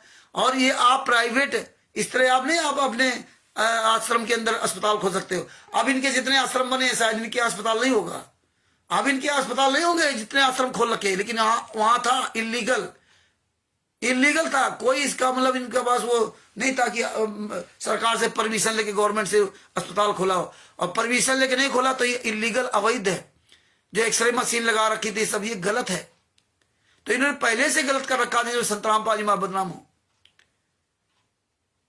14/11/2014 को शायद बिजली काट दी गई थी, तो इन्होंने कहा देखो ये तो बिजली पानी काट दिया, सरकार ने बिजली पानी काट दिया। और जबकि इन्होंने बिजली का बिल नहीं जमा किया था, वो भी बिल कैसा 2013 में 31 जनवरी 2013 को से लगा करके नवंबर 2013 तक, नवंबर दिसंबर, यानी कि 9 महीने का लगभग का बिल था। 9 महीने का 9 महीने का बिल जो था, तो उसमें वो जांच में स्लो मीटर पाएगा 33.33% मीटर स्लो था। तो उसमें 5,46,417 रुपए का जो ना जुर्माना ठोका था। तो इन्होंने जानबूझ के मिली भगत के से जो ना इन्होंने ये काम किया कि जानबूझ के नहीं जमा किया। और इसलिए अब बताइए, जब 1 साल पहले 9 महीना पहले उसने इतने रुपए जुर्माना ठोका था, तो 14/7/2014 को 14 नवंबर 2014 को उसी दिन क्यों काटना था? पहले क्यों नहीं काटा? क्योंकि उनके बिजली विभाग से भी पूरी सेटिंग थी। बिजली विभाग का कोई अधिकारी, कहीं भी सरकारी अधिकारी अपनी कलम नहीं फंसाता। ये हाल इनका रहा। कोर्ट में जब पेश हुआ तो उसने बताया कि बिल नहीं जमा किया, तो वो भी बच गया। Cardiology LK Jha, doctor LK Jha court में पेश हुए। उन्होंने बताया कि भाई संतराम पाजी मां बीमार नहीं थे, इनके हार्ट की प्रॉब्लम नहीं है, सब नॉर्मल पाया, केवल थोड़ा घबराहट हो रही थी, सीने में दर्द था, पसीना पसीना हो रहे थे, और कुछ नहीं था। इन्होंने तो पूरा नाटक किया, आईसीयू दिखाया। आईसीयू क्यों दिखाया? जबरदस्ती संतराम पाजी मां को दिखाते रहे, बताते रहे तुम बीमार हो, सीरियस हो डॉक्टर से। तो संतराम पाजी मां खुद घबरा गए कि हाँ पहले मैं बीमार था। वहां तो घबरा गए, कोई भी व्यक्ति हो घबरा ही जाएगा। जैसे संतराम पाजी मां की सजा हुई तो बैठ गए माथा लेकर के और गिड़गिड़ाने लगे कि मुझे रहम करो, मैं कमीपंथी हूं। ऐसे वहां पर देखा सब डॉक्टर चेकिंग कर रहे हैं, तभी संतराम पाजी मां अरेस्ट हुए थे। तो कहा था, जब कहा था कि आप तो बीमार नहीं थे फिर भी कह रहे थे, उन्होंने कहा पहले मैं बीमार था, अब ठीक हूं। और इसके बाद देखो कोर्ट जेल में इतने दिन रहे, आज तक उनको कोई प्रॉब्लम नहीं हुई, हार्ट की कोई बीमारी नहीं, क्योंकि मॉनिटरिंग किया कोर्ट ने बराबर कि हार्ट की प्रॉब्लम अगर है तो उनकी पूरी मॉनिटरिंग किया जेल में रहते हुए, लेकिन आज तक उनको कभी हार्ट की प्रॉब्लम नहीं। तो इस तरह से पूरा ये झूठ बोला। और आप अपने घर के अंदर आप मेडिकल बोर्ड नहीं मंगवा सकते हैं कि हम अपने घर में इलाज करवा रहे फिर मेडिकल बोर्ड है। मेडिकल बोर्ड वहां आता है जब डॉक्टर उस मरीज के बीमारी को कंट्रोल करने में सक्षम न रहे, उसके कंट्रोल से बाहर हो जाए, तो दूसरे डॉक्टर को बुलाता है। दूसरा डॉक्टर न ठीक कर पाए, अस्पताल की पूरी टीम होती है या अन्य डॉक्टर बुलाए, तब ये पहले विचार विमर्श किया जाता है। इसके बाद वो मेडिकल बोर्ड गठित किया जाता है कि भाई अब क्या करें, क्योंकि हमारे आपके सबके बाहर, हाथ से बाहर है, समझ से बाहर है। तब वो मेडिकल बोर्ड गठित किया था। और यहां तो लीगली था, कानूनी था। यहां तो कोर्ट आपको आदेश देता है मेडिकल बोर्ड बनाने के लिए, वो भी जब किसी आप हॉस्पिटलाइज होते तो, घर के अंदर थोड़े जो है। तो ये सब बारीकी से पॉइंट समझना पड़ेगा। ये सब संतराम पाजी को फंसाने के सभी पॉइंट थे। तो हर तरह से संतराम पाजी मां के निस्त्राबूत करते रहे। और जब देखा संतराम पाजी मां कुछ बिगड़ेगा नहीं, क्योंकि अंदर खुफी विभाग था, और ये कहते थे आश्रम में नहीं है, वो सब जानते थे आश्रम में है संतराम पाजी महाराज। तब इन्होंने आखिर में क्या किया, 5 महिला के बच्चे को मार डाला। पहले तो संतराम पाजी मां को ही मार देते, तभी संतराम पाजी मां ने कहा कि मैं छुपा रहा इसलिए बच गया। और इन्होंने आश्रम के अंदर अफवाह फैलाई थी कि संतराम पाजी महाराज शरीर त्याग दिया, शरीर छोड़ दिया। आज देखो आशुतोष महाराज जी पंजाब में 10 साल से उनके डेड बॉडी को डीप फ्रीजर में रखे हैं। सरकार भी नहीं जानती कि आश्रम के अंदर किस जगह पर डेड बॉडी को रखे हुए। और कह रहे गुरु जी ने कहा था कि हम जिंदा होंगे, हम फिर मतलब लौट करके आएंगे। इसलिए हम उनकी लाश को डीप फ्रीजर में रखे। वो कह गए हैं और आज तक 10-11 साल 12 साल हो गए, अभी तक लाश रखी है। इतने वहां सब गुंडे वाली, यही यहाँ पर है भगत जी। तो इस तरह संतराम पाजी महाराज को उन्होंने चारों तरफ से फंसाया और बरवाला कांड कराया। संतराम पाजी महाराज अरेस्ट हुए, जेल गए और ऐसे ऐसे इनके ऊपर मुकदमा चला। 28 गुंडों ने संतराम पाजी महाराज के खिलाफ बयान दिए। इंसाफ फर्द बयान लिखे गए। वो जो इंसाफ फर्द बयान आपको सुनाए थे, अब ये चीजें आप सुन लिया हो तो आपको जल्दी समझ में आएंगे। इंसाफ फर्द बयान क्या होता है? इंसाफ फर्द बयान होता है जो मजिस्ट्रेट के सामने बयान दिया जाता है। और यहां जो है मुलजिम ही मुलजिम खिलाफ बयान दे रहा और पीड़ित पक्ष ने तो बयान दिए दिए। तो 28 गुंडों ने वो डंडे बरामद करवाए। संतराम पाजी महाराज निर्दोष संतराम पाजी महाराज आरोप लगा दिया कि इनके कहने पर 5 महिला एक बच्चे की हत्या कर दी। इस तरह से अभी जो आपको सुनाया कि इतने दिन वो केस चला और ऐसे ऐसे उनको सजा सुनाई गई। और आज 10 साल से संतराम पाजी महाराज यातना से रहे, उनको एक दिन का भी पैरोल नहीं मिला। उनकी माता जी को लेने नहीं, इनको जब तो सजा करानी। अब तो ये मौज मस्ती कर रहे, बढ़िया आश्रम बनाने जान गए। हमें आपको कैसे बेवकूफ बनाते, क्यों हम बेवकूफ है? कैसे कहते थे 18 में जब सजा नहीं हुई थी, 6 महीना पहले से लाते थे। मंजू अपना कहती थी और विष्णु साहू मध्य प्रदेश का दोगले की औलाद जूताखोर क्या कहता था? परमात्मा 6 महीने के अंदर जेल से बाहर नहीं आया तो मैं अपनी गर्दन कटवा दूंगा। आज साला कुत्ता कहां मर गया। और इन्होंने 6 महीना पहले ट्रस्ट बना लिया था। 17 मई 2018 को इन्होंने मुनिंदर धर्मा ट्रस्ट बना लिया। कबीर परमेश्वर भक्ति ट्रस्ट बंद कर दिया। वो आपको पता है कैसे बंद कर दिया? कि उनका नाम आ गया था FIR नंबर 429 में। जो कैमरे लगाए थे आश्रम के अंदर, कैमरे लगवाए थे उन्होंने। बरवाला कांड के 2-3 दिन पहले उसको नागेंद्र चौहान को बुलाया था। 120 कैमरे लगे थे और ये कहते थे मीडिया ने गलत दिखा दिया कि देखो महिलाओं की तरफ कैमरे थे, महिलाओं की तरफ बाथरूम की तरफ कैमरे उन्होंने लगवाए थे। ये 3-4 दिन पहले बरवाला कांड के पहले से लगवा दिए थे। और 18 तारीख को 2-2:30 बजे के बीच में वो निकल गया वहां से आश्रम से और उसको किसी ने नहीं छेड़ा। तो ये वही कैमरा दिखाया मीडिया ने। मीडिया वीडियो दिखा रहा लाइव तो उसको झूठ बता रहे भाई। वो ऐसे कोई बताए तो अलग बात है, लेकिन वो तो बाकायदे वीडियो वहां दिखा रहे ना। तो भगत भाइयों, इस तरह संतराम पाजी महाराज को बहुत बुरी तरह फंसाया। और आप सबके पास 11 नंबर सरण का बीजनामा पुस्तक है, इसके माध्यम से तो सब आप जान ही गए। तो ये बारीकियां सब समझोगे तब चीजें सब सारी समझ में आएंगी। और ये हमें याद रखना होगा, ये सबूत हमें रखना होगा। तो सबूत जो हम दिखाते हैं, ये राष्ट्रीय सभा सेवा समिति गुंडे सब हमारा वीडियो देखते हैं। ये तिमुर पवन ठग, संजय ठग जैसे गद्दार सब वीडियो हमारा देखते हैं। आप लोग भले ना देखो, लेकिन ये सब वीडियो देखते हैं। जब वीडियो देखते हैं तब आपको उसी प्रकार से डाइवर्ट करने की कोशिश करते हैं। तो सबूत होंगे, एविडेंस होंगे तो भगत जी आप हर जगह आपकी जीत होगी। और इसीलिए ये चोरी छुपे सारा काम कर रहे हैं। जिस दिन आप 100 लोग तैयार हो जाओगे उस दिन ये आश्रम छोड़ के भाग जाएंगे, या संत रामपाल जी में आके फोटो हटा लेंगे, नाम हटा लेंगे। याद रख लेना, जिस दिन आप 100 लोग इस सच्चाई बोलने वाले हो जाओगे, ये सारे सबूत अपने पास रखना शुरू कर दोगे, उस दिन ये कहीं नजर नहीं आएंगे। तो आप कम से कम 100 लोग तो तैयार हो जाओ है? तो भगत भाइयों, बताने तो बहुत कुछ था, लेकिन समय ज्यादा हो जाएगा तो दास अपने शब्दों के ही विराम देता है। ये ज्ञान अमृत शरण का बीजनामा पुस्तक का प्रचार प्रसार कीजिए। इस वीडियो को अधिक से अधिक शेयर कीजिए। और इस पुस्तक में संत रामपाल जी के सभी केसों की जजमेंट दिया हुआ है। चुरानी धाम कांड से ले बरवाला कांड तक का पूरा काला चिट्ठा इसमें दिया हुआ है। जो हमने बताया इसमें आप अच्छी तरह से और पढ़ लेना। चुरानी धाम कांड से बरवाला कांड तक क्या क्या इसमें हुआ था। चुरानी धाम कांड का पूरा पढ़ लोगे तो आपकी आंखें खुल जाएंगी क्या क्या है।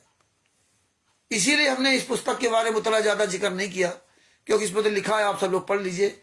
जिसके पास पुस्तक ना हो वो PDF भी मंगवा सकता है। जो अदर कंट्रीज में बैठे हैं उनको पुस्तक अगर चाहिए तो पीडीएफ मंगवा लें, वहां पुस्तक को निकलवा सकते हैं। नेपाल में पुस्तक, ये परमात्मा दिवस नेपाल में खूब चल रही है पुस्तक। नेपाल के लोग आ जाते हैं बिहार में, वो पुस्तकें यहाँ से ले जाते हैं। और पूरे भारत में तो पुस्तकें, पूरे भारत में तो परमात्मा दिवस खूब जा रही पुस्तकें। जगत के लोग भी खूब मंगवा रहे हैं, अन्य धर्मगुरु भी खूब मंगवा रहे हैं। इनकी ऐसी तैसी करने के लिए, राष्ट्रीय समाज सेवा से गुंडों की ऐसी तैसी करने के लिए अन्य धर्मगुरु भी जागरूक हो रहे हैं। वो भी अपने पास पुस्तक रख रहे हैं।